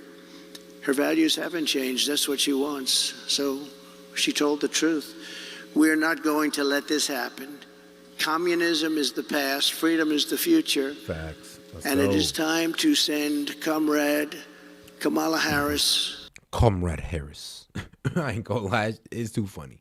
I low-key thought it was only because she was plagiarizing policy. So I was like, oh, you really comrade. You were a comrade for Trump. But no, it was a commie joke. Yeah, that one went over my head at first. I'm going to keep it real with y'all. Back home to California, where crime is rampant and fleeing is the #1 occupation. That's I'm the here goal. today to lay out my plan to rescue our country from this nightmare and to bring back. Like, I ain't trying to get to Alex Jones, but yeah. Like, bro, Garrett's right. It is the globalist plan to, instead of trying to be a national country, like have a nationalist mindset to keep everything in our country for the benefit of us, we're trying to be globalists and send everything around and try to help everybody out but us to our detriment. It don't make no sense, but that's what they're trying to do. To its citizens, the American dream, bigger, better, and stronger than ever before. 8 years ago, I came before you as a candidate for president and shared my vision to end the stagnation. Ask yourself that question. Return to rapid growth. That's what we did. As president, I am very proud to say that we accomplished something that nobody thought that was even possible. Before the pandemic, real median household income rose by $7,684. And even after the pandemic, annual incomes were up $6,400. The average American household saw a $197,000 increase in real net worth in 48 months. For the bottom 50% of households, average wealth more than doubled, increasing by 121%. Yeah. Lowest income people benefited the most. After 12 years of decline, we added nearly 7 million new homeowners. Never happened before. And in 3 years, we created 7 million new jobs, 260% more than projected when I took office. When I took office, they said you couldn't hit those projections, and we were 260% higher than what we said we could do. And I did fact check this, okay? Now, all y'all gonna say, oh, well, Biden created 15 million. I'm like, not really. Not really, because even Forbes says, well, those numbers are a bit like fudge because, well, Trump started jobs. He created 22 million jobs that were contracted in 2020, and then all of them disappeared because of the pandemic. Then, right when Biden got in office, all those jobs got restarted again, and they just got added to his resume for some crazy reason. But it is what it is. From the day I won to the day I left, the S&P 500 believe it or not, that's just what increased. happened. You can go to Forbes.com and look it up. You know what? I think I still got the article pulled up here. The article is called, like I said, Forbes.com. Did Biden or Trump create more jobs? Here are the facts. There you go. Forbes.com. Look it up. By 80%. And we did it all with virtually no inflation. We had virtually no inflation. Think of that. Who could believe that? I delivered the largest tax cuts and reform in American history by far, slashing rates for working families and cutting the business tax from the highest in the world. We had the highest in the world. Hey, don't get mad at me. Get mad at Forbes. The hell? And actually, I ain't know what Forbes did. Local and state numbers that were getting close to 50. But much, much higher. Nobody's ever seen. We brought it all the way down to 21%. which everybody said was impossible to do. And I heard it from everyone. They said, you'll never be able to do that. And I got it down to 21%. I cut a record number of job-killing regulations. In 4 years, we cut more than any president in the history of our country, by far. I'm proud to be president of modern history to achieve a net regulatory reduction during my term. And it was a substantial reduction. And for every regulation we added, we cut more than 5.5 regulations. We unleashed American energy, and within 3 had increased domestic oil production by 47%, and we were just getting started. The price of gasoline was $1.87 a gallon. Doesn't that sound good right now? We negotiated and renegotiated more than 50 trade agreements with other countries that were taking advantage of us, as they all do, to protect the American worker and to open foreign markets, and we did a great job. I ended NAFTA, the worst trade deal ever made in the history of our country. And you know what kills me? Like, they always talk like either, tax cuts, tax rises. Like, why don't we ever talk about the reallocation of funds?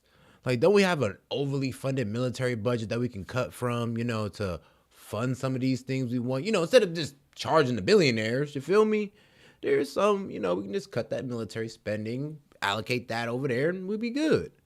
But, like, come on, really think about what they want going on. For some reason, they want to tax the people instead of cutting it out their own pockets. That got to make you think, for real. Because that is a bit strange. Because I'm like, okay, everybody talk about taxes. Well, what about the reallocation of funds? Like, that's also an option that I haven't heard for some reason. And replaced it with the USMCA, perhaps the best trade deal ever made in history. That's Mexico and Canada. No, I haven't. I stood up to China like no one else before me. No one came even close. And I saved the U.S. auto industry from obliteration with a 27.5% tariff on all Chinese cars that remains in place to this day. They want to take it off, but they can't because, number one, it's too much money, and number two, we would be invaded by Chinese cars on top of the other invasions that are taking place. Yeah, I ain't gonna lie. Without it, our auto industry would be dead. And now I am going further. We will bring our automaking industry to the record levels of 37 years ago. And we'll be able to do it very quickly through tariffs and other smart use of certain things that we have that other countries don't. For 4 straight years, I fought for American workers like I would fight for my own family. I took care of our economy like I would take care of my own company. In every decision, I asked, will I create jobs here, or will I be sending jobs overseas? Will it make America richer and stronger, or will it make our country weaker and poorer? I always put America first, every single time. And when our country was hit by the China virus, we saved the economy. We rescued tens of millions of jobs. And after COVID, I handed Kamala and Joe the fastest and strongest recovery ever recorded. Nah, see, and Forbes proved that. Literally, Forbes proved that he set up 22.5 million jobs to be set up in 2020. When the whole pandemic kicked off, he literally handed that to them and said, all right, look, I already started this stuff with these contracts. All you got to do is just flip it on G and you're good. And that's literally what he did. He's like, oh, you're really handing me like millions of jobs just to start on. I could put it under my name, even though you started them and COVID killed it. Like, and he didn't give bro no credit for that. Like, that's kind of dishonorable. But come on now, we're gonna let them pass with that. I guess. But that's literally what Trump did, and it's on Forbes. It's on Forbes.com. Okay, and they follow all the money. So when they tell you that Trump added $22.5 million jobs, he did. And then when the pandemic kicked off, all those jobs got canceled and they got rebooted back up when Biden got into office. That's what he said. When he said, I literally handed him this stuff, I literally handed him like a good start. He started Biden off to a great start, and this man effed it all up. Nothing even close. With 1.4% inflation, the 30-year mortgage rate was at 2.4%, and the highest stock market in history. Yeah. This is Trumponomics work despite way the better than pandemic. Bidenomics. I ain't gonna lie. To date, I handed them back the highest stock market to date after having just suffered with the rest of the world a pandemic, the likes of which nobody had ever seen before. We did an incredible job, and remember, far more people died of COVID under Biden-Harris than under President Trump. Many, many more people. We delivered an economic miracle, which Kamala and Joe turned into an economic disaster, just like they turned the border and indeed the whole world into a catastrophic surrender. Starting on day one, Kamala launched a war on American energy and orchestrated a nation-wrecking border invasion with illegal aliens pouring in from countries all over the world. They came in from countries that nobody ever heard the name of that country. Those countries, from their prisons and jails, there is a difference, from mental institutions and insane asylums, as well as record numbers of terrorists, human traffickers, and sex traffickers. Numbers that we've never seen before taking place over the last 3.5 years. Then Kamala cast the deciding votes on trillions of dollars in wasteful spending, which together with their terrible energy policies gave us the worst inflation perhaps in the history of our country. Yeah, energy policies, because they try to go more green, so that rose energy. Then the, war in Ukraine, yeah, that really spiked the energy and food. So, yeah, they did a lot of things that just kind of dismantled almost everything Trump put in place. The only things they kept were the things that was making them money. Nearly 2/3 of the jobs created under the Harris-Biden administration were bounce-back jobs. Bounce back.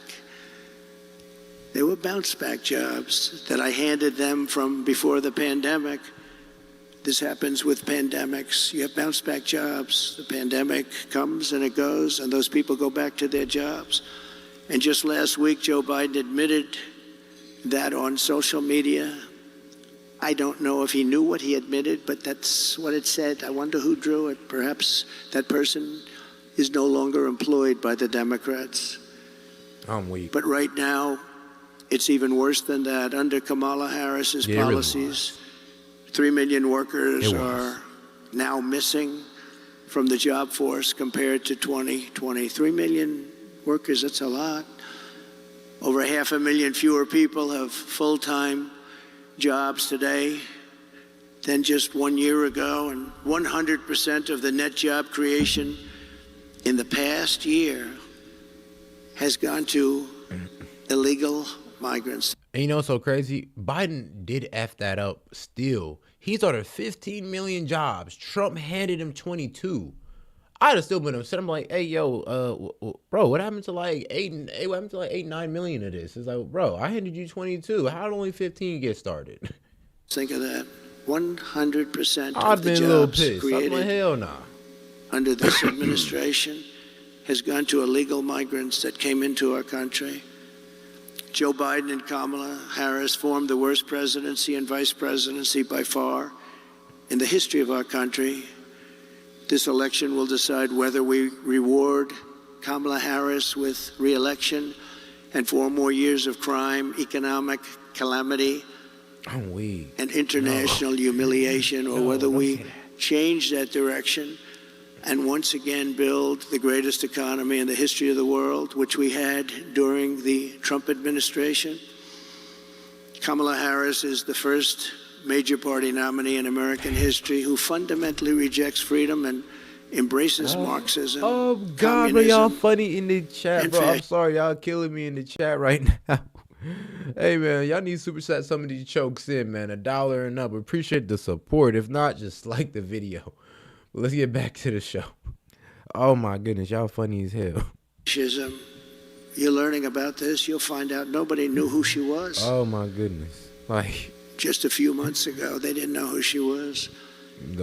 She is promising communist price controls, wealth confiscation, energy annihilation, reparations, the largest tax increase ever imposed, and mass amnesty. Hold on. He said something that's going to trigger my FBA brethren. Let's see. Freedom and embraces Marxism, communism, and fascism. You're learning about this, you'll find out nobody knew who she was. Just a few months ago, they didn't know who she was. She is promising communist price controls, wealth confiscation, energy annihilation, reparations, the largest tax increase ever imposed, and mass amnesty and So Trump's against reparations. I just want to let y'all know. He said reparations is like, I ain't gonna lie. RFK said it too. Anybody who tell you they can get you reparations is lying. It's just not possible. It's not feasible, especially at the amount that, well, the FBAs are axing at. It's just, it ain't happening, G. I'm sorry. And I love y'all, but I'm just saying, man, it ain't happening, man. I'm sorry. Citizenship for tens of millions of migrants who will consume trillions of dollars in federal benefits and destroy Social Security and Medicare. They will be destroyed. They're already putting them into your Social Security and Medicare rolls. I am promising low taxes, low regulations, low energy costs, low interest rates, secure borders, low crime, and surging incomes for citizens of every race. I could see that. That boy was talking death penalty for what? Oh, selling drugs. Yeah, he said, yeah, you get caught selling drugs, man, you're done. Yep, death penalty. I'm like, damn, yeah, you're right. Niggas gonna think twice before picking up some fentanyl, crack, or whatever. They gonna think twice. They're gonna be like, you know, if I get caught, they're gonna put me to death. Religion, color, and creed. My plan will rapidly defeat inflation, quickly bring down prices, and reignite explosive economic growth. Kamala Harris will take more money out of American pockets. My plan will leave the typical family with many thousands of dollars more than they have right now. First, I will end Kamala Harris's anti-energy crusade and implement a policy of energy. Bro, California was hilarious, bro. I mean, like, bro. Like, Garrett, bro, you don't understand. That was too funny to me. I literally said, y'all literally thought that they was going to give y'all $8 billion. $800 billion. Like, bro, California in its prime was only making $500 billion. You pretty much was asking California to go without funding for an entire year. Now where California's at, where it's only doing about, I'd say, about $250 to $300 billion a year. Now you're saying they'd have to go 2 years without funding anything to pay black people. Man. Y'all funny for thinking that was going to happen. The abundance, energy independence, and even energy dominance. We have more liquid gold under our feet than any other country, including Russia and Saudi Arabia. We'll be using it. My plan will cut energy prices in half or more than that within 12 months of taking office. It will be an economic revival of our country like no one has ever seen before.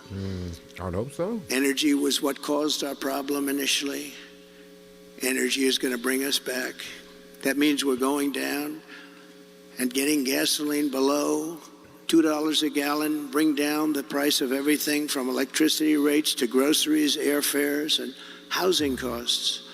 That's why OPEC and the Arab nations, and we're very honored to have some of my friends here with us today from that part of the world, but they're working very hard despite being here, that I not be your president.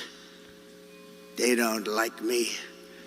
Meanwhile, Kamala Harris can't bring down the price of anything because her energy policies are driving up the cost of everything. Everything is up, way up. Starting on day one, Harris and Biden opened up the Russian pipeline called Nord Stream 2, which nobody have ever heard of until I got involved and said, what about Nord Stream 2? And nobody knew what I was talking about. largest pipeline in the world, Russian pipeline. 51% owned by Putin. Yes. The pipeline that actually runs through Russia and Ukraine, bro, 51 of it's controlled by Putin. So, like I said, if NATO was to move in on Ukraine, that means NATO would have, well, control over those pipelines. And that'd be a detriment to Putin's economy. So, to be honest, Putin's not just fighting for that territory at this point. He was fighting for the sake of his economy. But, you know, the news won't tell you that. But I had it closed. It was shut down. Putin was not happy. We shut it down. They came along, and the Keystone XL pipeline was shut down by them. So they shut down the Keystone, and they immediately gave Russia the right to start rebuilding the Nord Stream 2, the biggest pipeline you've ever seen. Mm-hmm. We re-entered the horribly unfair to the United States through them when they came back. Paris Climate Accord, so unfair to us. We pay trillions of dollars. Other countries pay nothing. As soon as he came back, he went back into it. I got us out of it and reduced the area of the federal lands available for drilling by 80%. I did that. If I was president, oil production today would be 4 times higher than it is right now. Would have been 4 times higher. Right now, we'd be doing 4 times as much. And remember, we had ANWR, perhaps the largest drilling site in the world in Alaska, which everybody wanted to get approved, but they were unable to do it. Ronald Reagan fought so hard to get ANWR. He couldn't do it. And it was easier in those days than it is today with all of the environmental concerns. But they came in their first few days in office, they terminated ANWR, amazingly. Biggest drilling site, we think, in the world, bigger than Saudi Arabia, bigger than Texas. We got it, and they terminated it. Under the EPA's so-called power plant rule, more than 50 power plants have been... Yeah, the EPA ain't shit. I'm sorry, they really aren't. That and the FDA. The EPA and the FDA ain't shit, bro. The FDA lets these corporations poison your food, and the EPA low-key keeps us from, well, advancing technological-wise. And I can give you a couple of reasons why. Because the EPA said, I think they believe that the water engine, the carbon engine, and certain inventions that would give us free electricity was dangerous for the environment. So, yeah, that ain't shit. Been shut down since... It's really F the FDA, to be honest. She took office, and virtually all they the real villains here. They the real villains. Power plants will be shuttered in the next couple of years, setting the stage for a catastrophic energy shortfall, which we already have, that will make inflation far worse than it has ever been. They want to close down our power plants, and we don't have power already. Look it up, Gene. Look it up. To address this dire energy crisis. You know, hey, I could do a secrecy invention, because all the secret inventions that y'all don't know about, trust me, not just the water engine was invented, but there was also a carbon engine that was invented. And man, you know what's crazy? You know what happened to both those inventors? They died. Boom, dead. One got hit by a car, the other one got drugged, or, well, poisoned. This is that Kamala and Joe have created. I will immediately issue a national emergency declaration to achieve massive increase in domestic energy supply. What you're going to need. Electricity is desperately needed for AI. AI, controversial, but we got to be the top of it. True. And we would need, hard to believe, twice the electricity that we currently have right now for everything in order to be dominant. And China is already building massive electricity producing AI plants. takes a lot of power. We haven't even thought about it. We will think about it. And yeah, AI runs on a lot of power. I mean, to do what AI does, trust me, it takes a lot. So, yeah, to understand what AI is doing and the fact that it needs that much power, yeah, if we want to be ahead of starting in it, boy, we're going to need so much damn power plants, bro. Bro, we're going to have power plants just dedicated to AI. So, like I said, make sure you go ahead and buy your AI stock today. And I'll get it done on an emergency basis. Anyone so you we'll want, be the man. leader in Just AI pick the best one. and every other form of technology. But be smart. With these sweeping authorities, we will blast through every bureaucratic hurdle to issue rapid approvals for new drilling, new pipelines, new refineries, new power plants, new electric plants, and reactors of all types. Prices will fall immediately in anticipation of this tremendous supply that we can create rather quickly, and we'll be the leader instead of the laggard. Second, to further defeat inflation, my plan will terminate the Green New Deal, which I call the Green New Scam, greatest scam in history probably, a $10 trillion scam that we waste, we throw like throwing money right out the window. It actually sets us back as opposed to moves us forward. And rescind all unspent funds under the misnamed Inflation Reduction Act, which the Democrats agreed after it was approved that it wasn't for that purpose, it was for other purposes like giveaways. Kamala spent $7.5 billion to build 8 charging stations. Think of a charging station like a fuel pump with electricity coming out of it. Look, and I all know we somewhat like Elon, but yeah, electric cars is also a scam. The amount, it still needs oil. You still need to go into the lithium mines and all that good stuff. Now we got African children or really African slaves in Africa. Surprise, surprise. Picking in the lithium mine. So pretty much, yes, you got African kids picking lithium mines so you can go try the Tesla. You know, congrats for you.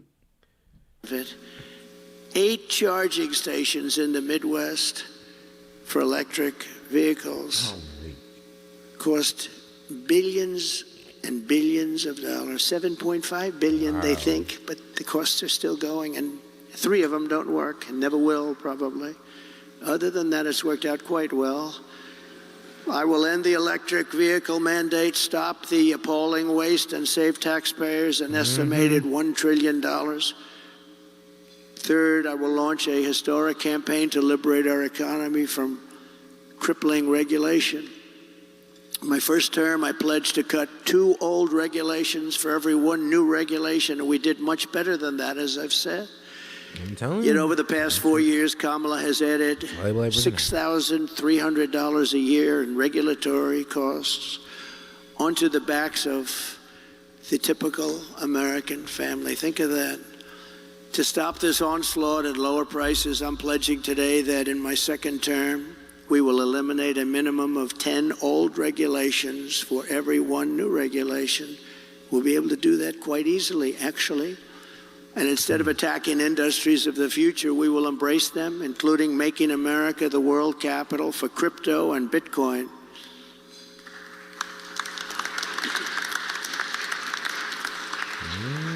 Fourth, at the suggestion of Elon Musk, who has given me his complete and total endorsement. That's nice. He's a smart guy. He knows what he's doing. He knows what he's doing.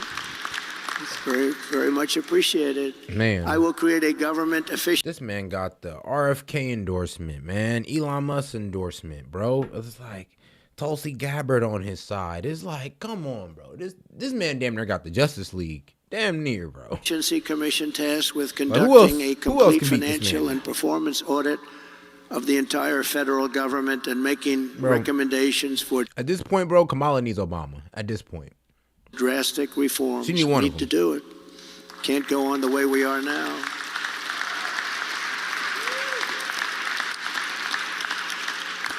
And Elon, because he's not very busy, has agreed to head that task force. Be interesting. If he has the time, that'd be a good one to do it.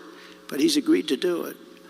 In 2022, fraud and improper payments alone cost taxpayers an estimated hundreds of billions of dollars. As the first order of business, this commission will develop an action plan to totally eliminate fraud and improper payments within 6 months. This will save trillions of dollars, trillions. It's massive. For the same service that you have right now, trillions of dollars is wasted and gone, and nobody knows where it went. Further taming inflation and bringing prices way down. The fifth pillar of my plan is to make the Trump tax cuts permanent. They are massive tax cuts, biggest ever, permanent. And to cut taxes even more, and we will have no tax on tips, something which they copied 4 weeks after I said it. Yeah. She got up and said, no tax on tips. I said, I just said that. She is actually copying a lot of my plan. In fact, we're going to send her a MAGA cap sometime in the next week. We're having a special one made. Oh, God. Harris for Trump. But we also know she... Hey, the Waltz is for Trump, man. Hey, apparently Harris is for Trump. The way she plagiarizing these policies off my man. Let's keep it real. Man, they say they don't like Trump, but they really love this man. They always say hate and love is a very thin line. She doesn't mean There's a very it. thin She's line gonna between stick hate with and what love, I her promise whole you. life has been about. And also, no tax on Social Security benefits. People in Social Security have been wiped out by inflation, and now on top of it, we tax their benefits. We're not going to tax their benefits. We have so many different ways of making so much money. This country, the potential is so incredible. We don't have to take it away from people on Social Security. We're not going to do that. We're going to save Social Security. She's going to destroy Social Security. Wow. Under the Trump administration, we proved that targeted tax cuts do not increase the deficit. They reduce the deficit by growing the economy and raising revenue. After we gave the massive tax cuts, we took in the following year with a much lower rate, billions and billions of dollars more than we did the previous year with a high rate. Think of that. So with a much lower rate, we took in more money because people were incentivized. Corporate tax revenues are 31% higher today than before my tax law was signed. With all of those cuts, 31% higher. To further support the revival of American manufacturing, my plan calls for expanded R&D tax credits, 100% bonus depreciation, expensing for new manufacturing investments, and a reduction in the corporate tax rate from 21% to 15% solely for companies that make their product in America. Oh, shit. Hold on. Now he's adding an incentive to stay in America. Hold on now. Yeah, that's going to bring some companies back. They like, hold on, what? 15%? Hey, everybody getting a raise. Shoot, I got a raise. Everybody else can get a raise. That's how the CEO is talking right now. They're like, wait, 21%, 15%? Shit. I'll take it. I'll be like, every rich man right now rubbing their hands like, ooh, money. You have to make your product in America. Ooh, that mean Nike ain't getting it. Apple wouldn't be getting it. And if they want that, so that mean Trump is actually going to start punishing people for having stuff outside of America, having production operations outside of America. Yeah, that's exactly what we need, Loki. I ain't even going to lie. That's a great plan. He's like, so look, we're either going to tax you up out this country completely, or you're going to bring your ass back here. You're just going and we're going to make it a little easier for you to operate. Like, it's the one or the other. Come on now. It's because I like it. If you outsource, offshore, or replace American workers, you're not eligible for any of these benefits. In fact, you will pay a very substantial tariff that comes in from another country, that's made in another country and comes in. There'll be a big tariff on that product because we want to make our goods in America, and most of them we can. Right. My message is simple. Make your product here in America, and only in America. We are not going to be taken advantage of anymore, just as we made great inroads and progress 4 years ago. We made tremendous inroads on this subject. We're not going to watch our wealth and jobs get ripped away from us and sent to foreign countries, which is what's been happening for many, many decades with us.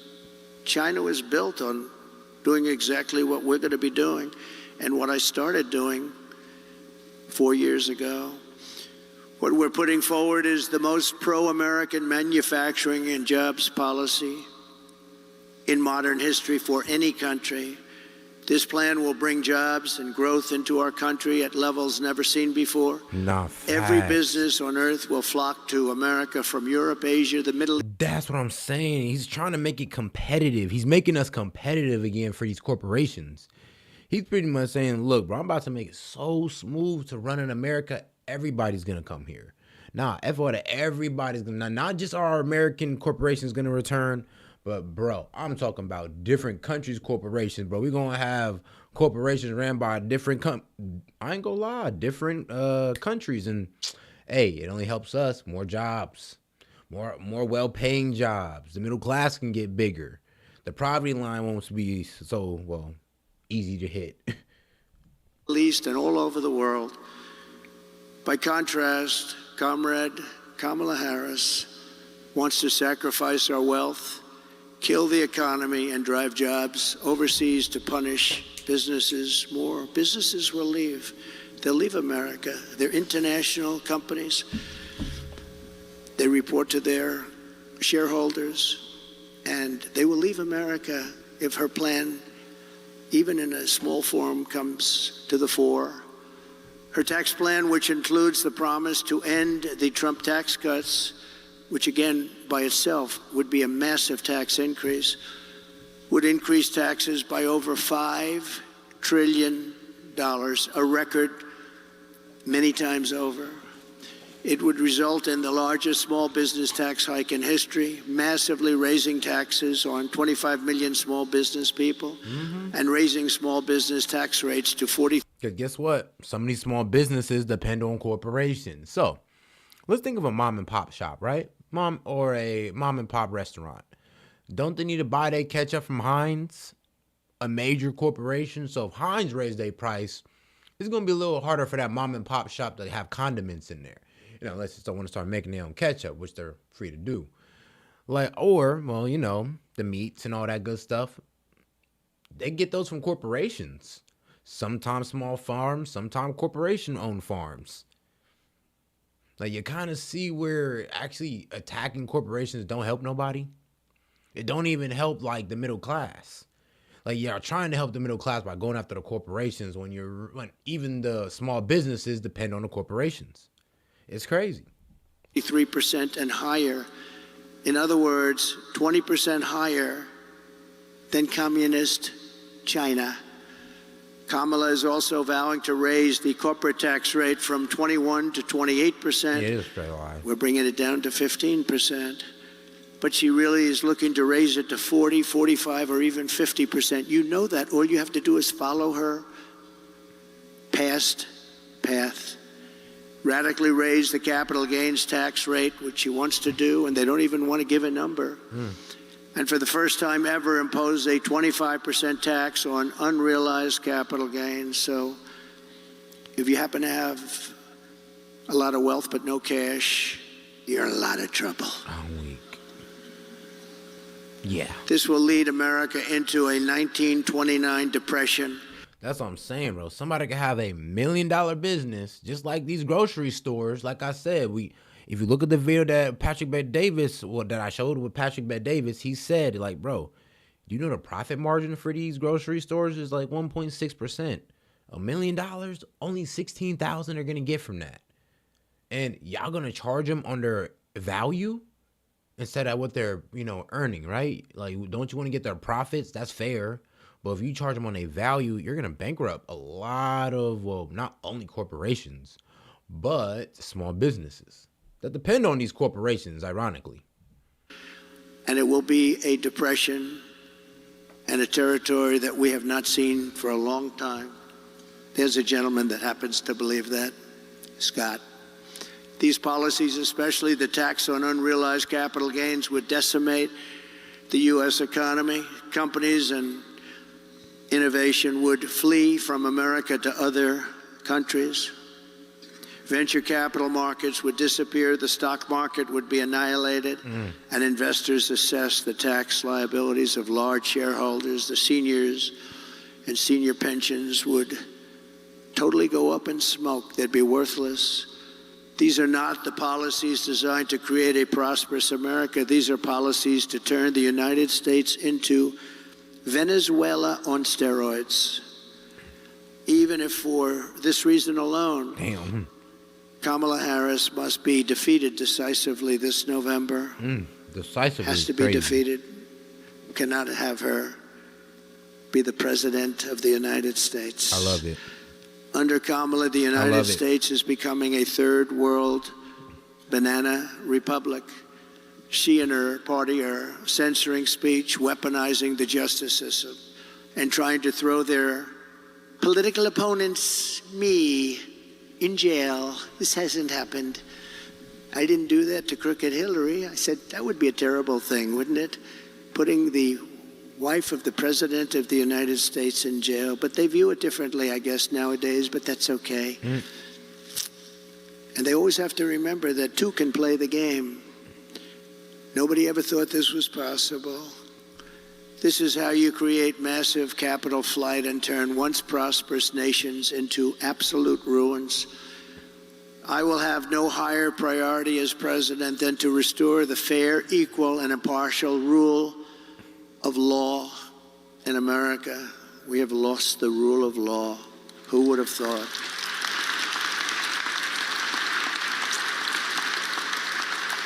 Number 6, under my leadership, America will encourage domestic production instead of punishing it. As you know, our country's vast manufacturing wealth was created at a time with very little domestic taxation, few regulations, and most revenue came from tariffs from... Yeah, low key, I'm gonna be real with you. Back in the day, even from our robber baron days, yeah, like America was kind of always been a corporation-led society.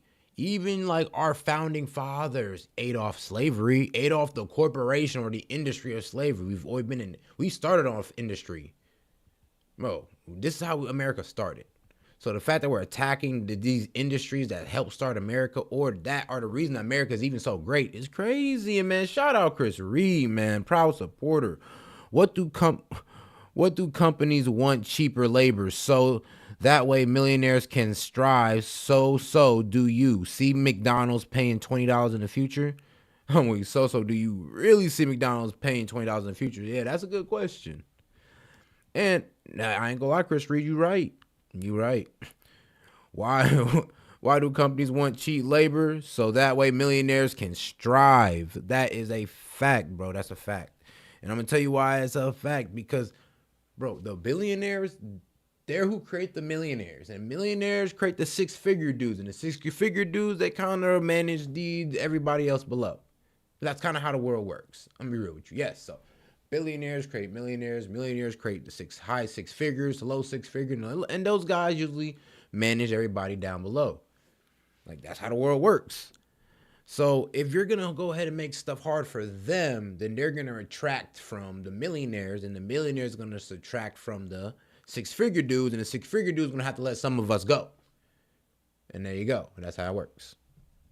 Trickle down economics. That was when we were at the wealthiest it can be good or ever. bad. Proportionately, we were the wealthiest country ever during those days. That was before income tax came along. Now we foolishly do the opposite. We impose lower tariffs and no tariffs on foreign producers. Nice. We have the lowest tariffs of any nation in the world, and we relentlessly punish our own companies for doing business in America. You do business in America, you're punished tremendously. I had many companies come to me, sir, I can't compete. They're sending kitchen cabinets, washers and dryers, everything. I can tell you, every motorcycles, they're sending them here, sir. We can't compete. And I made it so they could compete and thrive. Every one of those people, we should get them up and talk to you one day, because every one of those people comes up to me, and every time I see them, they hug me, they kiss me, they love me, because I saved their businesses.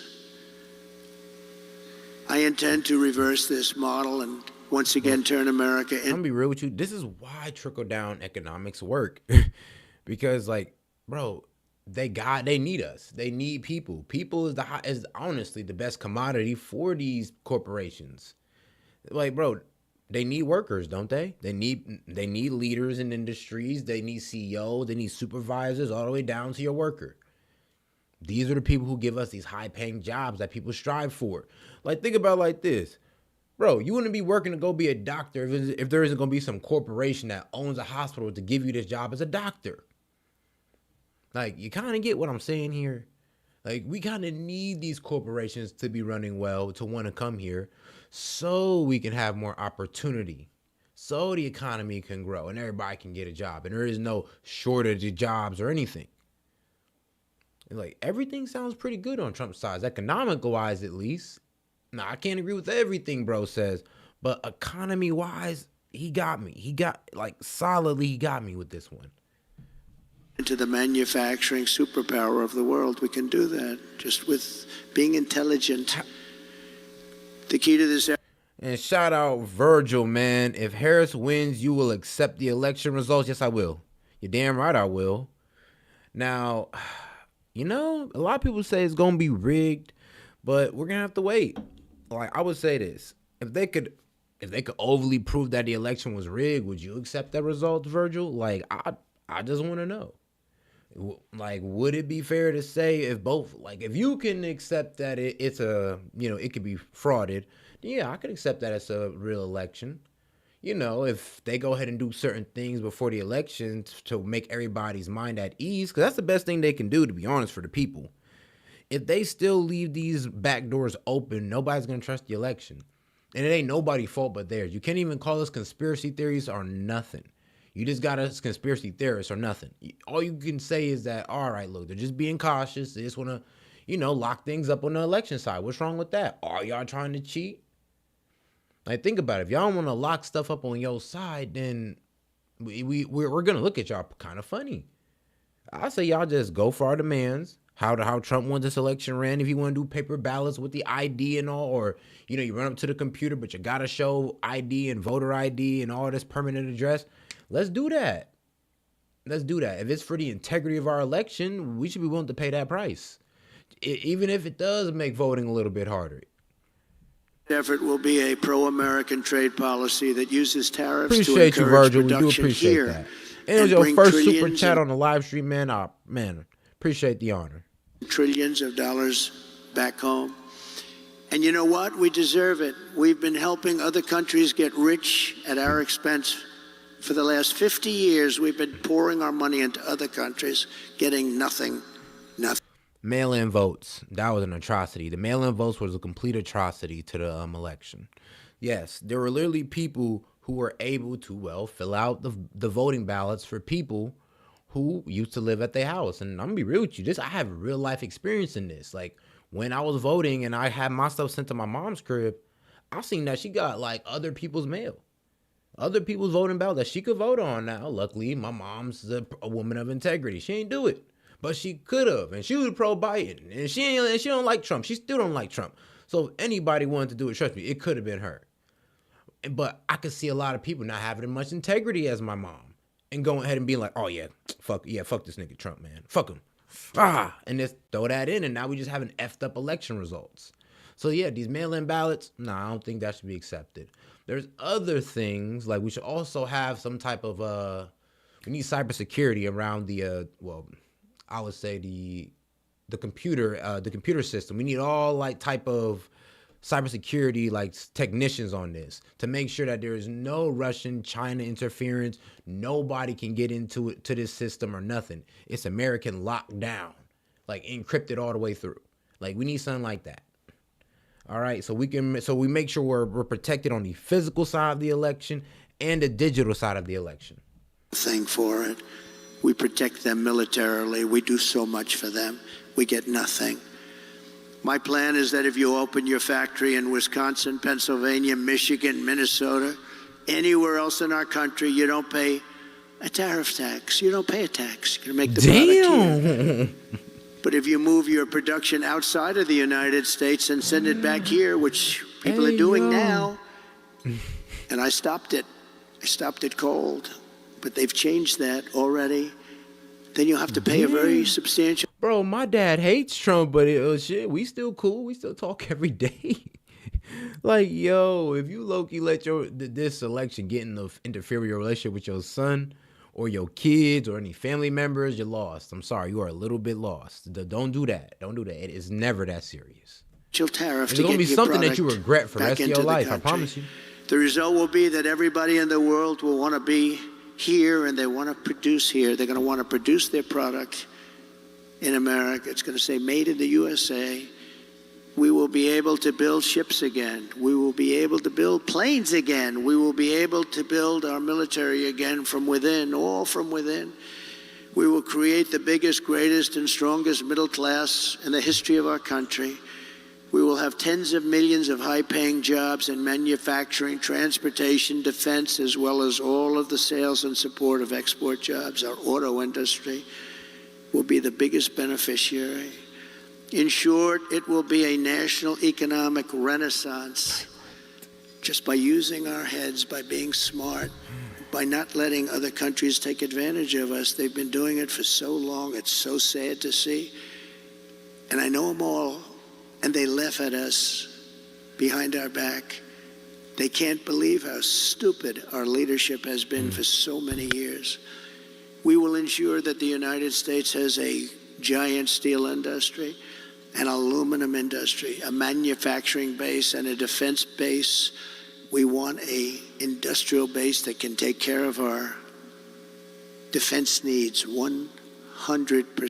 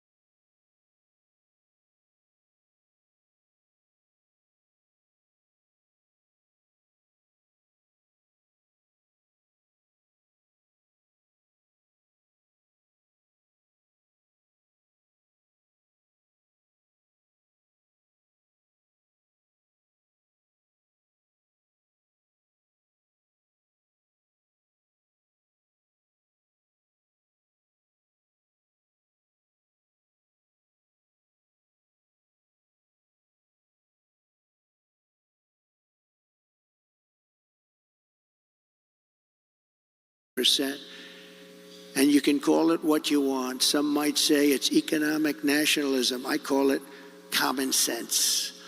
I call it America first.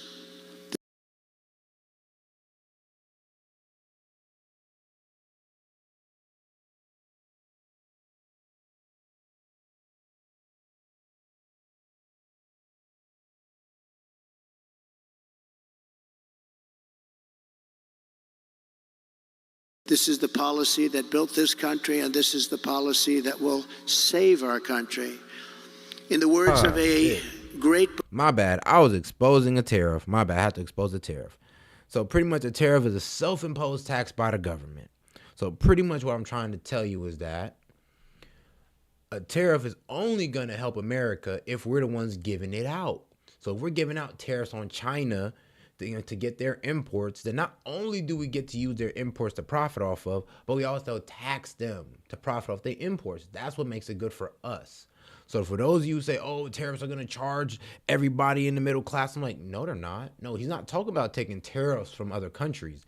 That's going to hurt us. Us working and doing all this production just to get taxed on the production, just to send it out, yeah, that's going to hurt us. But if we do that to them, that benefits us. That is what a tariff is. It is a tax imposed by the government on your imports or exports. So there you go. I explained it both ways. Underrated President William McKinley. My bad. Underrated. The protective tariff policy of the Republicans has been made the lives of our countrymen sweeter and brighter. It's the best for our citizenship and our civilization, and it opens up a higher and better destiny for our people. We have to take care of our own nation and her industries first. In other words, take care of our country first. This is when we had our greatest wealth. He was assassinated. Bro, they're not going to do nothing. We're America. It's like, that's the problem. Y'all be forgetting. You think people are, you think China's going to mess with us, dog? Well, bro, the problem is for lack of words, we're pussyfooting with these dudes. We're pussyfooting with them. We could be throwing tariffs at all these companies already, but Biden or the Biden administration is refusing to do it. We could have been start putting like these taxes on China. If they want to send over their cars, all right, cool, that's great. Tariff, boom, we getting money from that. Like, but what are they gonna do? What are they going to do? And especially if he says we're bringing everything back here and we're trying to be self-sustained. So at a certain point, we're not going to need anything from nobody else. And if anybody want to sell something here, then we can just gain all the money, especially if we ain't got to do nothing with China. We don't need to really work with China if we don't want to. We bring up back our own production, then what do we need China for? What can they get us back on? It's like, see, it's like y'all not honestly understanding the complete pan. Y'all don't see the full picture of everything that's going to happen, or the full picture that he's trying to lay out before y'all here. And he left his group of people that followed him. Teddy Roosevelt became a great president, spending the money that was made by McKinley. So McKinley got— Yes, tariffs on companies, because if they're doing stuff overseas and they send their product in, it would be a foreign, say it with me now, it would be a foreign import. Oh, we're getting it in. Oh, yeah, it makes sense now. You gotta be— Oh, man, shout out Chris Reed again, man. You remember Trump opposed tariffs and the economy shut down? Make sure that you have a central job, because all I see is Walmart and Amazon, because, yeah, on God, though, those are going to be the only two left standing. I ain't going to lie. Amazon is like, I ain't going to lie, Jeff Bezos like the modern day Rockefeller. Because J.D. Rockefeller found a way to dominate the industries in transportation, like refining it, digging it up, everything, to dominate the whole industry. That's kind of what he did with, like, you know, Amazon. Just the whole delivery system, from making his own products to delivering his own products to buying the cars to ship his own products. It's like, damn, that's some Rockefeller shit right there he got off with. And appreciate you, Chris Reed, but yeah, he did oppose tariffs, but hey, now we need him. And I guess we kind of need him as a way to kind of bargain these people back over here. And also with, you know, corporate tax cuts. You know, shout out to the corporate tax cuts. a deal on that one. He built tremendous wealth. They had the Tariff Act of 1887, and they had a committee that studied, what are we going to do? They had a big problem, a problem like I hope to have with this country someday. So much money was coming in from foreign countries that they didn't know how to spend it. They had no idea. So they set up a committee. We'll set one up with the people in this room. How do we distribute the wealth that we have? And Roosevelt built dams and built railroads and did national parks. But he did it with the money that was made with tariffs from McKinley. So you have to remember that. Very highly underrated, a very underrated president. Let's give him. Yeah, anything sent over here, man, put a tariff on it. Like, what? Yeah, go ahead and put a tariff on. We need all the money we can. Like, bro, we done made money off tariffs. He's pretty much saying it right now. Like, we done built an economy off tariffs. Like, on some wild shit. Not completely built it, but it was an essential tool. I'll tell you that. It was an essential financial tool. Both credit. Smart tariffs will not create inflation. They will combat inflation. Thank you, Mike. I had almost no inflation, and I had the highest tariffs that anyone's seen, and they were going a lot higher. Foreign nations will pay us hundreds of billions of dollars, reducing the deficit and driving inflation down. It'll largely reduce our deficit. Yeah, shout out Chris Reed. In my first term, we imposed historic tariffs with no effect on consumer prices or inflation. The anti-tariff people, many of them, I believe, honestly work for these other countries in some form, get tremendous amounts of lobbying money and other money because it doesn't make sense what they're saying. Nah, facts. But we had no inflation, and we had protection, and I saved so many industries. I saved the steel industry. But Biden and Harris are letting it go. They're letting it go. It's so easy to keep. A combination of fair trade, tax cuts, regulatory cuts, and energy abundance will allow us to produce more goods better and cheaper right here in the USA than we've ever done before. And foreign nations will respect us again. I got along great with foreign nations, and I taxed the hell out of them. I'm weak. And they liked me. They better. Maybe they respected me. And Viktor Orban. Because, bro, I'm be at the end of the day, you can only respect the man who just looks out for his own.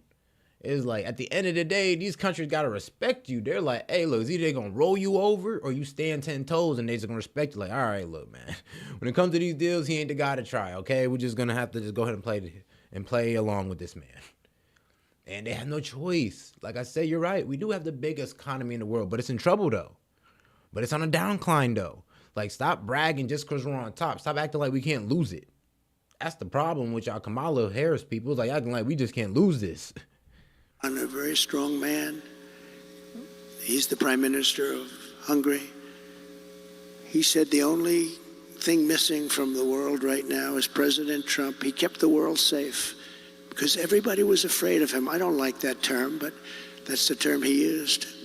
I would like to say respected him and respected our country, but he didn't say that. He said everybody was afraid of him. He said China was afraid, Russia was afraid. They were all afraid. Kim Jong-un. I got along great with him, and I try to explain to the fake news media that getting along with people, foreign countries, is a good thing. Yep. Not a bad thing. You can get the best deals out of people that you like, or if they like you. Like, bro, wouldn't it be better for Putin? Like, wouldn't it be better for it, like, you know, the president of China to like him? Like, bro, it'd be the best. It'd be best for America. I know that. Can we survive another shutdown? I ain't gonna lie. They saying there's another one coming next year, and I'm almost guaranteeing it because I've heard this. Like, I know Islam said this, and this is all like speculation here. But there's supposed to be another, you know, pandemic, and you've been hearing in the news how they've been rolling out all these other sicknesses and they're trying to see which one sticks for some reason. I know, like they're throwing a border like monkeypox, like some other stuff, this and that. I'm like, okay, y'all trying to see what sticks. So come 2025, we're going to see if they're about to pull off a pandemic. Because there's a lot of sources that I've been hearing have been saying, oh, yeah, 2025, there's going to be a whole nother pandemic. We're going to be shut down again. And I don't think we're going to go for it. I don't think we're going for it again this time. I think that America's economy is too much in a vice grip right now. It's too, like, weak right now to even do it. Like, if we do that again, bro, people just gonna go to work regardless. Companies gonna just stay open and be defiant of the government. Just be like, look, bro, we gotta work, bro. Fuck it. We're done. It's like, we can't even listen to y'all no more. You done screw us over. Like, what you gonna do for us? And they gonna, what they gonna do? Print money and send our economy into ruin? We ain't gonna let y'all do that. So we might as well just go to work. Now, I'm hoping that's what it comes to. Actually, it just seems like the most logical thing to do at a certain point. Like, you try to shut us down and tell us we can't work again. We're just gonna do it this time. Like, fuck it. It's a very good thing. It's a smart thing. We will require all essential materials for our national security to be produced here in the United States, creating millions and millions of new manufacturing jobs. You know, when we built the F-35, we have the wings built in one country. We have the tail, rudders, built in another country. We have the seats built in another country. That's facts. We have the electronics built in 7 different countries. What the hell would we do if there's a war? And we'll end up fighting half of those countries, and we don't want to have a war because right now we're closer to World War III than we've ever been in our lives. With Russia, Ukraine, which would have never happened if I was president. With October 7th in Israel, the whole Middle East. But there's no talking. Bro, the only talking points I'm talking about is these economics. It's like, what? Wait, like, can't we talk about economics without making it right wing? It's like, I'm not even thinking about that. I'm not even thinking about politics right now. I'm over here I'm looking at an economic plan. I'm hearing out an economic plan. I'm not thinking about right wing or left wing right now. I'm hearing out his economic plan. That's it. And I'm being as unbiased as possible because, like I said, I'm like, this kind of, you know, affects everybody. I might want to listen to this with an open mind. And I'm hearing him out, and he's cooking. He's cooking right now. He got a better plan than Kamala. Like, all Kamala's plans just leads to economic destruction. It sounds good, but then when you actually play it out, it's destroyed countries before us. That's something y'all don't know. Is blowing up. Would have never happened. They would have never happened. Respectfully, Iran was broke. They had no money for Hamas. They had no money for Hezbollah. It wouldn't have happened. There would be peace in the Middle East, and Iran would be a big beneficiary of that peace. It'd be good. But all of these things that happened, and inflation would have never happened, and Afghanistan would have never happened. The worst withdrawal in history, I believe the most embarrassing moment in the history of our country. In fact, that's what caused President Putin to go into Ukraine. When he looked at how incompetently that was handled, he looked at it and he said, man, they're incompetent. That was the most embarrassing day in the history of the United States of America. Airplanes taking off with many people sitting on the wings of the plane and the side of the plane and the wing, and you see them dropping off the planes at 3,000 feet. They thought it was their trip to freedom. There's never been anything like that, and I think there's no... You know, I think Trump would have avoided this whole Ukraine thing by just making NATO back off. Like, Loki just making NATO back off of Ukraine. Just be like, look, bro, we promised it to them. We told them, like look, they could be their own state, but yeah, you can't get into NATO. And the thing is, they had a pro-Russian leader. Then, for some reason, Obama and them got him up out of there, put in Zelensky, and who was anti-Russian. And now we got this whole debacle going on. Like, now it's really bad.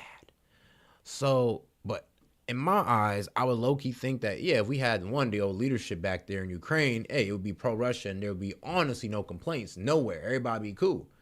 But since Ukraine is trying to push itself into NATO, and if it pushes itself into NATO, it's taking this gas line with it that Putin owned 51% of. So he's damn near fighting for what's his at a certain point.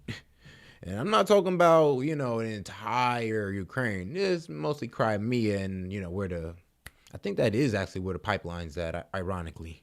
Greater embarrassment. By the way, we lost 13 incredible soldiers. I got to know the families very well. Spent a lot of time with them 4 days ago in Arlington Cemetery. 3 years ago, they were celebrating 3 years, honoring their children. And yeah, that's right, they call them their children. They still call them, they always will call them their children. They're gone. And many of those people there should have never left from there. They should have left from Bagram, the big air base. But many of those people that were so badly hurt, they don't talk about them. No legs, no arms, obliteration of their face, their entire body. And nobody mentions that. We left Americans behind, large numbers. We left $85 billion worth of equipment behind because we took our military out first. A child would know you don't. You take your military out last. And just remember one final point on that, because it's a little bit different from our subject, but not really, because it's all about our country and common sense. But for 18 months, I spoke to the leader of the Taliban. The press was very upset that I spoke to him. His name is Abdul. I said, Abdul, don't do this, Abdul. Don't do this. But why, he said, do you send me a picture of my home? I said, Abdul, you're going to have to figure that one out for yourself. But don't do this, Abdul, because it's going to end badly for you. And for 18 months, we didn't have one soldier shot at or killed. That's what I'm saying, bro. Trump made a deal with a dude and he said, look, bro, if you touch one person, bomb strike in your house. I already got the picture of it. Here you go, G. You got a nice little family. I hope you would like to go home back to him, wouldn't you? Like, pretty much what he hit bro with.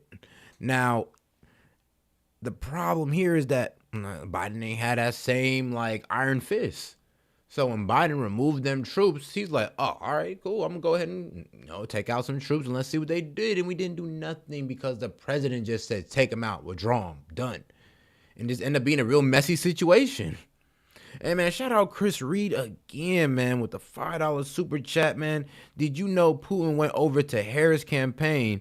So that's why Putin can keep the water going so he can take over more territory. If Trump wins, Putin loses. And I'm going to be real with you, I kind of agree with that statement. I do think that Trump is either going to, one, he's going to stop funding Ukraine. He's going to, two, tell NATO, back the fuck off. Because that's the only thing that's the only thing that's going to stop it. Because he can't go to war with Putin. He can't. At this point, we're not going to go to war with Putin over Ukraine. I just hope, let's just get that out the way. If Trump gets in office, Putin is just going to, well, the only thing he's going to lose out on is probably, the rest of Ukraine. Trump probably ain't going to let him get that, but he probably is going to let him get Crimea, let him keep his pipeline, and then he's just going to say NATO going to stay out. Because the problem is, apparently he's willing to crash out about Ukraine, and then rightfully so, because if Ukraine was to get taken in by NATO, it would devastate the Russian economy. So he's damn near fighting for his people at a certain point. Well, he is fighting for his people. So at this point, I'm not saying okay, fuck it. I'm just going to say I can only respect it. I can only respect the man that's standing up for his country and that's willing to crash out about it. Like, what can I say? It's respectable. In Afghanistan. Yes, he does. Yes, he does. And then we took our soldiers out. We had a very, very disgraceful Appreciate you, Chris Reed. Appreciate election. you. And this group came in, and they didn't know what the hell they were doing, and they still don't. They've gotten worse. With experience, you're supposed to get better. They got worse. They're worse now than they ever were. And we're going to turn our country around. We're going to become a major producer of rare earth minerals. We're going to create jobs and making it really, and us, truly self-reliant. Remember the rare earth, where we have to go to China. We have sites that are tied up with more than anybody else has. They're environmentally protected. We have sites that are phenomenal. Everything you want in terms of rare earth, and we can't use them because of environmental protection. But we're going to end that very quickly as soon as I get to office. We will make housing much more affordable. And no, doesn't mean he's going to tear down nature and all that crazy stuff, because he got RFK in there. RFK Jr., that boy love nature. He love nature, okay? So we already know. If the EPA goes, we got RFK Jr., and he going to make sure everything run right. As inflation is tamed, interest rates will dramatically fall. They'll be down. I can trust that. Very, very low. We'll get them down. We had them down to 2.4% and even lower. Because the EPA is BS, man. It don't do anything for nobody. It don't help us. The EPA and the FDA, just the two biggest BS alphabet organizations ever. Lower than that for a period of time. Reducing mortgage rates is a big factor. We're going to get them back down to, we think, 3%, maybe even lower than that, saving the average home buyer thousands of dollars per year. They can now go out. Young people will be able to buy a home again and be a part of the American dream. We will eliminate regulations that drive up housing costs with the goal of cutting the cost of a new home in half. We think we can do that. The regulations alone cost 30%. Regulation costs 30% of a new home. And we will open up portions of federal land for large-scale housing construction. These zones will be ultra-low tax and ultra-low regulation.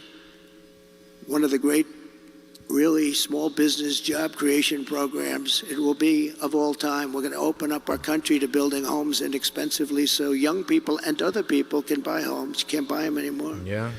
Homes done went up, man. They done went up from, what was it? Supposed to be like 150K, but now they're like 300K average. It's like, what?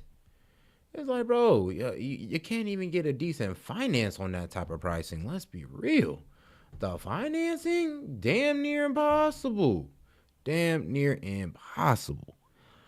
Man, but all right, I'm about to go ahead and close this one out, man. Shoot, I'm about to give y'all some closing comments, and then if you want to send in any super chats to, further the conversation a bit before I close out, just $1 and up. Any question, comments, or a joke you want to go ahead and share, I got you.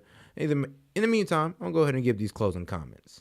So, the crazy thing about all this is that, well, Kamala don't got good policies. Kamala obviously don't know economics, and neither does Tim Walz. And the thing is, we shouldn't be trusting Tim Walz because he never owned a business. He has no assets, no anything, and he takes trips to China. So Tim Walz already lives a very commie lifestyle already. So it's like he's already making himself comfortable for what he's about to try to put us through. And apparently his own family is Waltz for Trump. So let that stick in your head. Or do I know it? Maybe I need to be an asshole and play that again for y'all Kamala supporters. I'm just gonna be an asshole real quick. Family members of Vice I'm gonna Presidential spend the nominee last 2 Tim minutes Walz doing have this. declared they're throwing their support behind Donald Trump. Our Washington correspondent Annalise Nielsen explains why this may spell trouble for the Harris campaign. It's no secret politics can be divisive among families. Yes, it can. Indeed, some of Donald Trump's relatives have become his harshest critics. But this election, it's the relatives of Vice Presidential nominee Tim Walz who could cause an upset in the state of Nebraska and swing a race that could decide who wins the presidency if there's a tied result come November. Minnesota Governor Tim Walz is originally from Nebraska, but entered politics after he moved to Minnesota. Some of his relatives back in the Midwestern state of Nebraska have now declared they're voting for Donald Trump, even posing for this photo shared by the Daily Mail, wearing shirts that say waltzes. Waltzes for Trump. Waltzes for Trump. Come on now. Come on now. I know y'all want to say, oh, no, it's not real. No, it's true. It's real. It's factual. I'm sorry. Shout out Chris Reed, man. Another super chat, man. Do you think America want people to own homes? No, I don't think so. No, I don't think so. If the jobs are not paying for you to own one, then what can we do? Yeah, that's what I'm saying. That's good. Hey, Chris Reed said it good.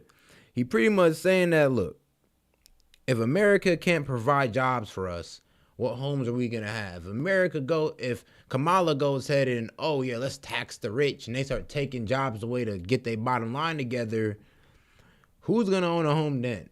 Then Kamala says something else stupid besides price gouging and all that good stuff. Man, this woman says so much stupid things, bro. It's almost crazy. And it's not really stupid like all of her policies. It's just she has stupid economic policies.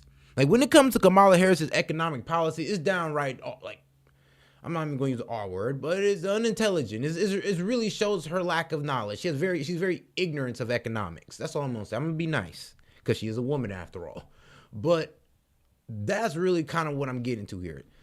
All the other policies I care less about. I'm caring about her economic policies, and it's trash. She talked about building a whole bunch of homes for the homeless. You're talking about building homes that people can't afford to stay in? Like, what's that going to do to the economy? Well, go look at China's housing economy. It crashed because they tried to do the same thing, man. And, oh, man, shout out, man, bro. Garrett, bro. Appreciate you, big dog. Appreciate you. And we're going live tomorrow, bro. So we're going to be going live tomorrow. I think Key's going to be going live tomorrow around 9 or so. And then I'm going to come through and wrap it up for the 1 o'clock hour.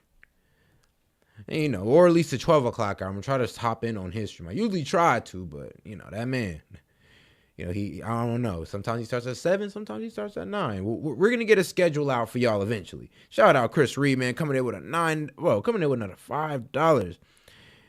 Man, if you put a cap on the rich, the poor might lose. If you put a cap on the renters, what else we going to put? What else you going to put a cap on? The NFL? No, that's funny, though. He said, what? You put a cap on the rich? Bro, the poor definitely going to lose. If you cap the rich, then how is the poor going to get somewhere? If the rich can't advance, then neither can the people underneath the rich. Like, do you know, like I said, I remember what I explained in the first, I said it's billionaires that make millionaires who make the people make high to low six figures, and those people manage us. Or those, people, those below them. Now, the crazy part is if you make it harder for the people up here, it's going to kill the people down here at the end of the day. But if you make it easier for everybody to excel, this is where people who are the six figures are going to help people at the bottom here. They're going to bring them up. And then the six figures, and there's going to be the millionaires who's going to help bring them up, and it goes up forward. That's what happens. When when the economy is running right and nobody's getting chokehold by, tax cuts or high taxes. Well, I'm sorry, but chokehold by high taxes. Tax cuts is actually what we need. We need tax cuts for these corporations at this point because it helps us out in the end. It's just trickle-down economics, which some people don't want to accept. Now, cap on the NFL, oh my God, bro, it'd be a wrap. Cap on renting, it just discourages people to want to own anything. Like, bro, they're really trying to make this a communist country at a certain point. Like, you own nothing, you will be happy. Yeah, it's like, why would you want to own a house if you can't truly profit off it? That means I could go ahead and put my all into this house, go ahead and renovate it out, give it the marble floors and all this nice stuff, give it a pool in the back, and you're telling me I can't charge more when I done put in more into this investment? That's what it is. If I put more into this investment, I should be able to charge more. Like, the house gains more value every year. Why can't I charge more on the asset that's supposedly supposed to be gaining value? Like, what's going on here? Like, they're like, what are you doing? She's literally trying to destroy the real estate market, the housing market. And China damn near did that to themselves. That's why they go out there and trying to get into other people's infrastructure. Like Africa's. They just paid them people $50 billion to help them out. For Trump. Tim Wall's older brother Jeff posted in a Facebook group that was subsequently picked up by the New York Post, saying, "I'm 100% opposed to all his ideology. Garrett, appreciate you, Chris Reed, man, sponsoring the show. Not the type of character you want making decisions about your future." Hold on now. See, we ain't gonna go past that. Nah, I'm not gonna let you off the hook. My Harris supporters, I cannot let you off the hook. Come on now, man. It really, now, I promise you, if this came out about Trump, y'all believe it. See, this is where I got y'all. If this came out about Donald Trump, you'd believe it. If Trump's whole family came out with Trump for Harris, you'd be like, see, not even his own family trusts him. See, like Trump derangement syndrome. So this is how I know y'all is completely biased. Because if this came out about Trump, I'd believe it. I'd be like, damn, your whole family? Bro, they did it to Robert F. Kennedy, and I believed that. I was like, well, damn, his whole family did go Democrat. He going independent. I could see where the beef is. I believed it. So when it's Kamala Harris or it's Tim Walz, y'all don't believe it for some reason. And it's on his Facebook. So Jeff Walz, Tim Walz's brother. So you're telling me we can go on Facebook, look up Jeff Walz, and we're going to find it? Like, should we go ahead and run that investigation? Do y'all really want to be hurt that bad? Do you really want to go on Jeff Walz's Facebook and pull this up? Remember, this is not American media. This is Sky News. This is in Australia. I gave you one of the most unbiased places to go, damn near. Unbiased. Like, this is not even, this ain't CNN. This ain't Fox News. This is Sky News, my man. .com.au, my brother. .au. So, I'm weak. True. But Tim Walz's brother, don't even trust him. The Walz family said, bro, his own brother said he's a man of low character, pretty much. His whole family don't support him. I just don't know what else to tell y'all at this point. But like I said, you believe anything about Trump, though. Anything about Trump. But when they show you the facts about, like, Hunter Biden, the laptop, we show you the facts about that. Y'all couldn't believe it. We show you the facts about Biden's, alleged essay, essay assault on Tara Reid. Oh, yeah, y'all didn't want to believe that either. But, like I said, Trump could do everything. Y'all hear everything about Trump and believe it. But people post facts about these people and y'all just ignore it. It's crazy. It is crazy. And what's funny about Sky News? They kind of criticize everybody. And it's kind of a valid source. You feel me? So, what you want to do? Go to CNN because they said it too. Want to go to Fox News? They said it too. So both sides said it. I just wanted to give you the most unbiased one so y'all don't, start no beef. Like, where you want to hear it from? Come on now. It's like, y'all be so hurt. Y'all be too hurt about this. But look, man, I love y'all regardless, though. We're going to bring y'all to the light eventually. You going to stop hating. You're going to tune into enough shows, and you're going to come to the light. You're going to like and subscribe. And at the end of the day, I know, look, today you hate me, but don't worry. In a couple weeks, you'll love me. You never know. You never know. There ain't no hate in my heart, so. Like I said, ain't no really hate in my heart, and I appreciate all y'all for tuning in. I appreciate all those who liked, all 383 y'all who liked. Appreciate the support, man, from Chris Reed, Garrett, man, Garrett, bro, he became a whole member. He done sent in the 50 and all that, man. Shout out Garrett, bro. Shout out Chris Reed sponsoring the chat. Shout out Garrett for sponsoring. Shout out Virgil for sending in their first one. I appreciate the support on the first one. Shout out Swanky Jank, man. That was their first super chat on the live stream. Appreciate you giving us that honor. Man, it's actually been a good one, man. I really do appreciate y'all for tuning in, man. I really do. Anyway, man, this is Set with Set and Key Media. I will catch y'all on the next one, man. Peace. We out.